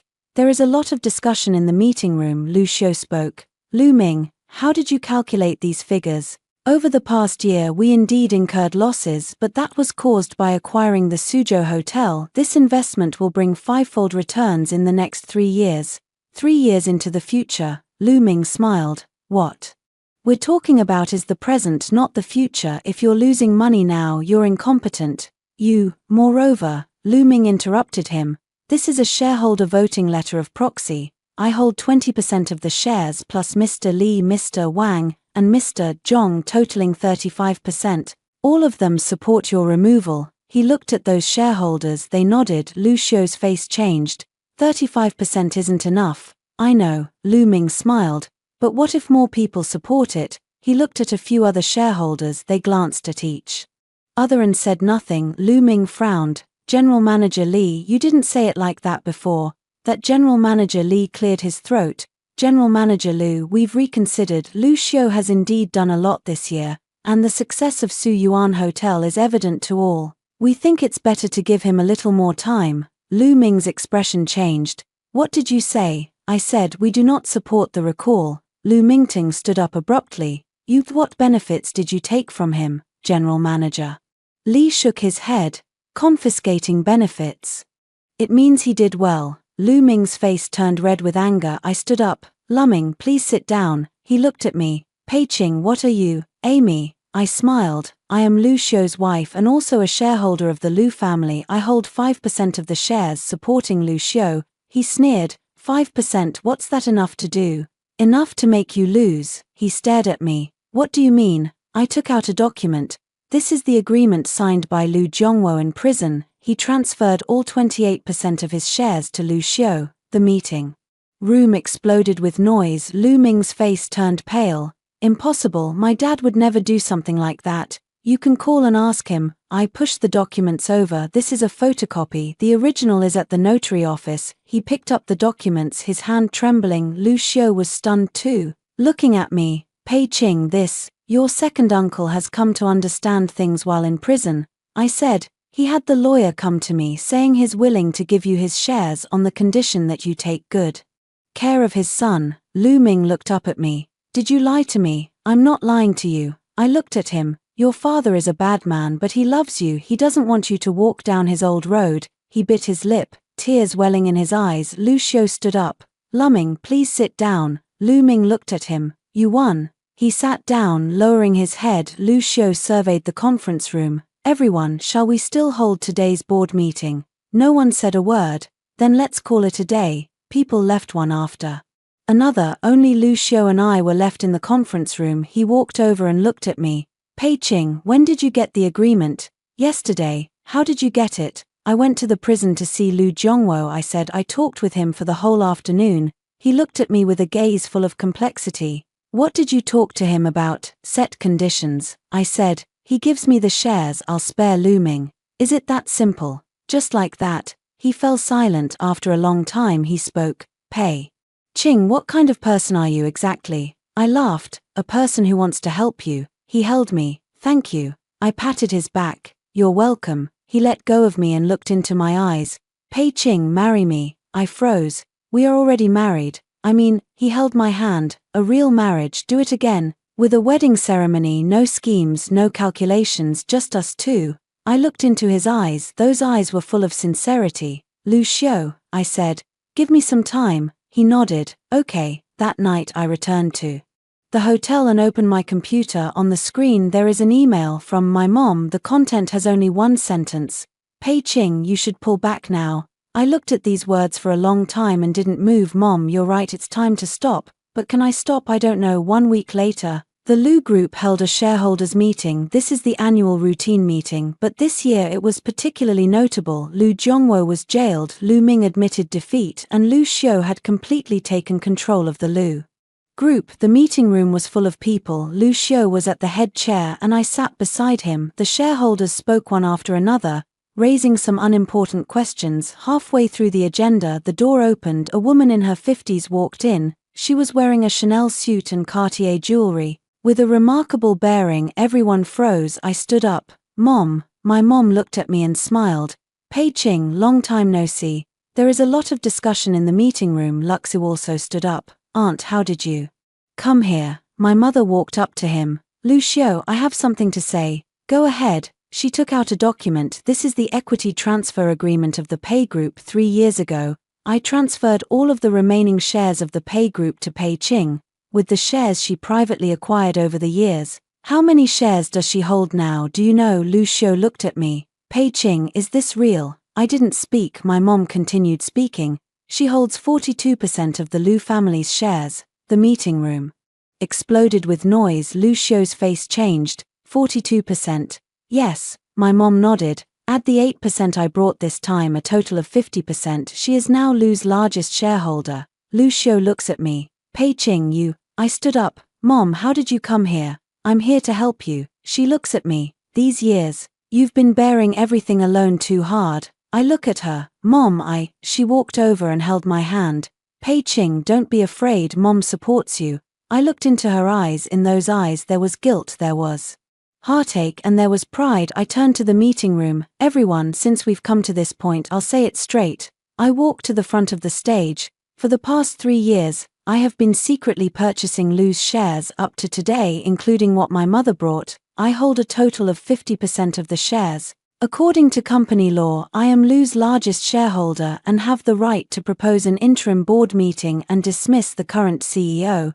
The meeting room was incredibly quiet. Lu Xiu stood up and looked at me. Pei Ching, are you going to impeach me? I looked at him. Lu Xiu, I'm sorry. He laughed, a wry smile. There's no need to say sorry, you have your choices. He sat down. I looked at him. That man, sitting in the main seat, had no anger on his face, no resentment, only calm. Pei Ching, he said, whatever you do, I will accept. I fell silent. The meeting room was dead silent. Everyone looked at me. I take a deep breath. Everyone, today's meeting is adjourned regarding the proposal to oust the CEO. I will formally submit it within 3 days. I turned and walked away. Pei Ching, I stopped in my tracks. Because you need me. She walked up to me. All these years I have been abroad not caring about you, but I know what you are doing. Now you are successful. I came to have a look. I look at her. Mom, you don't blame me. What for? Blame me for not listening to you. She laughed. Pei Ching, you're grown up now. The choices you make, Mom supports. I hugged her. We hugged for a long time that night. I sat alone in the hotel room. The phone kept ringing, all of it from Lu Xiu. I didn't answer. At 1 a.m. the doorbell rang. I opened the door. Lu Xiu stood at the doorway. He looked exhausted, his eyes all bloodshot. Pei Ching, can we talk? I stepped aside. He walked in and sat down on the sofa. I poured a glass of water and handed it to him. How did you know I was here? I checked. I sat facing him. What do you want to talk about? He looked at me. Pei Ching, the shares you hold in your hand, are they really enough for 50%? Enough. He was silent for a few seconds. So when do you plan to start? In 3 days, he nodded. Okay. I looked at him. Don't you ask me why, no questions. Why? Because I believe you. He lifted his head. Whatever you do, you have your reasons. I froze. Lucio, do you know I am going to dismiss you? Yes. Don't you hate me? He shook his head. Not hate. Why? Because you don't owe me anything, he said with a wry smile. On our wedding night I hit you, afterward I protected YAG. And then I've been using you to investigate cases from start to finish. I'm the one who's wronged you. I fell silent. He stood up. Pei-Ching, whatever you want to do, I'll accept it. If dismissal is your choice, then I'll resign. I looked at him. Lucio, are you stupid? He smiled. Perhaps. He walked to the door and looked back at me. Pei-Ching, no matter how long, I will wait for you. The door closed. I stand in the living room looking at that door. The phone rang and it was Lin Moba. How is it? His. Gone. What does he say? Wait for me. Lin Morbei was silent for a few seconds. Pei-Ching, do you still love him? I froze. Love, I don't know. Since 3 years ago I haven't thought about this question. Lin Morbei. I said, I don't know. So what are you going to do? I looked at the night outside the window. To be discussed 3 days later. 3 days later, at Lux Group headquarters, shareholders meeting. This time everyone came in full force. All the shareholders were there, even the small shareholders who usually kept a low profile. Lucio sat at the main seat, and I sat opposite him. I stood up, walked to the front of the stage.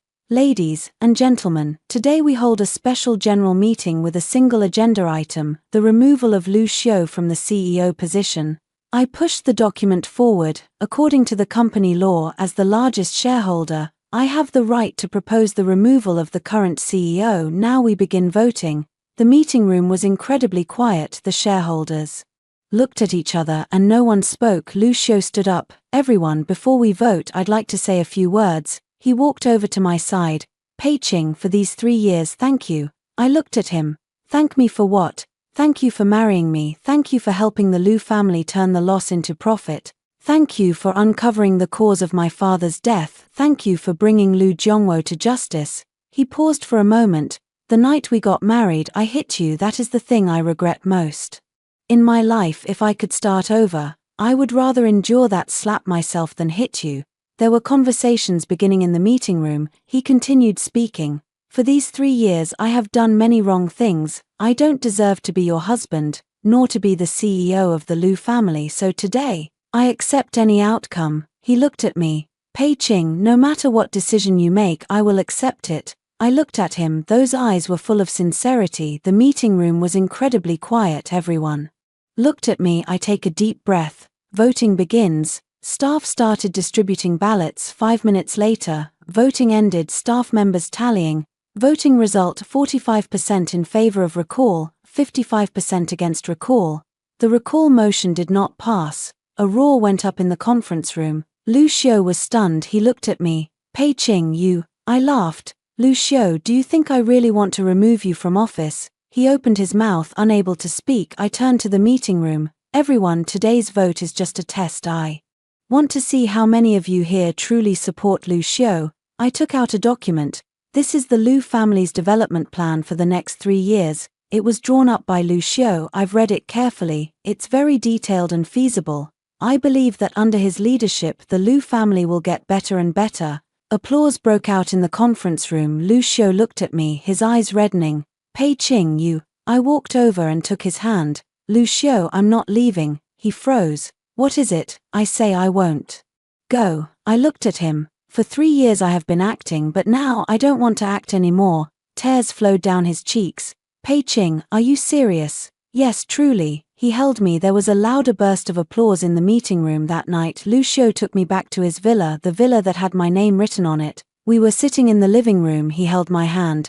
Pei-Ching, there is something I want to ask you. Ask. What were you thinking when, on your wedding night, you produced the divorce agreement? I looked at him. Want to know? Yes. I laughed. That night I had intended to leave. He froze. Go. Yes, I said. I have prepared for 3 years just for that night. If you treat me a little better, even if it's just a soft word, I will leave. But you didn't say anything. He fell silent. And then you slapped me. I continued. That slap woke me up. What does being awake mean? You're not worth me exerting this much effort when you're sober. I looked at him. So I didn't leave, I stayed. I'm going to make you regret it. He forced a wry smile. I actually regret it, I know. He looked at me. What about now? Now, I paused. Now I want to stay. His eyes brightened. Really? Yes, truly. He held me, we hugged for a long time, then he let go of me and looked into my eyes. Pei Ching, there is something I need to tell you. What is it? On the wedding night when you pulled out the divorce agreement, I saw the words on it. I froze. Did you see that? I see. He nods. The date you signed is 3 days before the wedding. I looked at him. So you know I've been prepared all along. Yes, then you're leaving. He forced a wry smile. Because I need time to think clearly. What exactly do you want to think through clearly? Think clearly about whether I should keep you, he said. That night I went Tothir and sat for a whole night. I thought a lot and finally understood. What exactly do you want to think through? I don't care what your purpose is, I want you. I looked at him. So the next day you asked me to start working here, were you testing me? Yes. Later you protected Yaji, were you testing me as well? Yes. Lu Xiu, I smiled. You are really a complicated person. He held my hand. It's fine if it's complicated as long as you're here. I looked into his eyes. In those eyes there was love, fear and uncertainty. I leaned in and pressed a gentle kiss on his lips. He froze, then he laughed. That was the first time I saw him smile so happily. The moon outside the window was bright, the room felt warm. I leaned on his shoulder and looked at the night outside the window. Lu Xiu, the night of the wedding when you left I sent a message. What news? I sent it to Lin Morbei saying to proceed ahead of schedule. His body stiffened a little. And then he asked me, are you sure you want to continue? How do you say it? I'm saying this slap is worth 30 million. He was silent for a few seconds. Pei Ching, I'm sorry. No need to say sorry. I lifted my head and looked at him. That slap of yours indeed worth 30 million. He forced a wry smile. Can we not bring up that slap? Cannot. I laughed. I will remember it for a lifetime. He looked at me, his eyes gentle. Then remember, it's fine to remember for a lifetime. I leaned back against his shoulder. Lu Xiu, on the night of our wedding, did you ever wonder what would happen to you if I didn't come back? He was silent for a few seconds. Didn't expect that. Why? Because I won't let you go. I laughed. Are you so sure? Yes. He gripped my hand tightly. Pei Ching, from now on I will not let you go. I look at the moon outside the window. Tonight's moon is really full. The phone rang. It was Lin Morbei's message. Congratulations. I looked at these two characters and replied, thank you. Lu Xiu peeked and took a look. Lin Morbei, is he still waiting for you? Maybe. He grew tense. Pei Ching, you. I laughed. Don't worry, I chose you. He breathed a sigh of relief. That's good. Outside the window the moon slowly moved. In the room we leaned against each other for a very long time, then he spoke. Pei Ching. Thank you for staying. I look at the moon outside the window. You're welcome. He turned his head and gently kissed my forehead. Good night, wife. I closed my eyes. Good night, husband. That call of husband made him freeze, then he laughed. That smile was brighter than the moon outside the window. I know from today on everything will be different. Those plots, those schemes, those betrayals are all in the past. From today onward, I am only Pei Ching, his wife. That's enough. The end.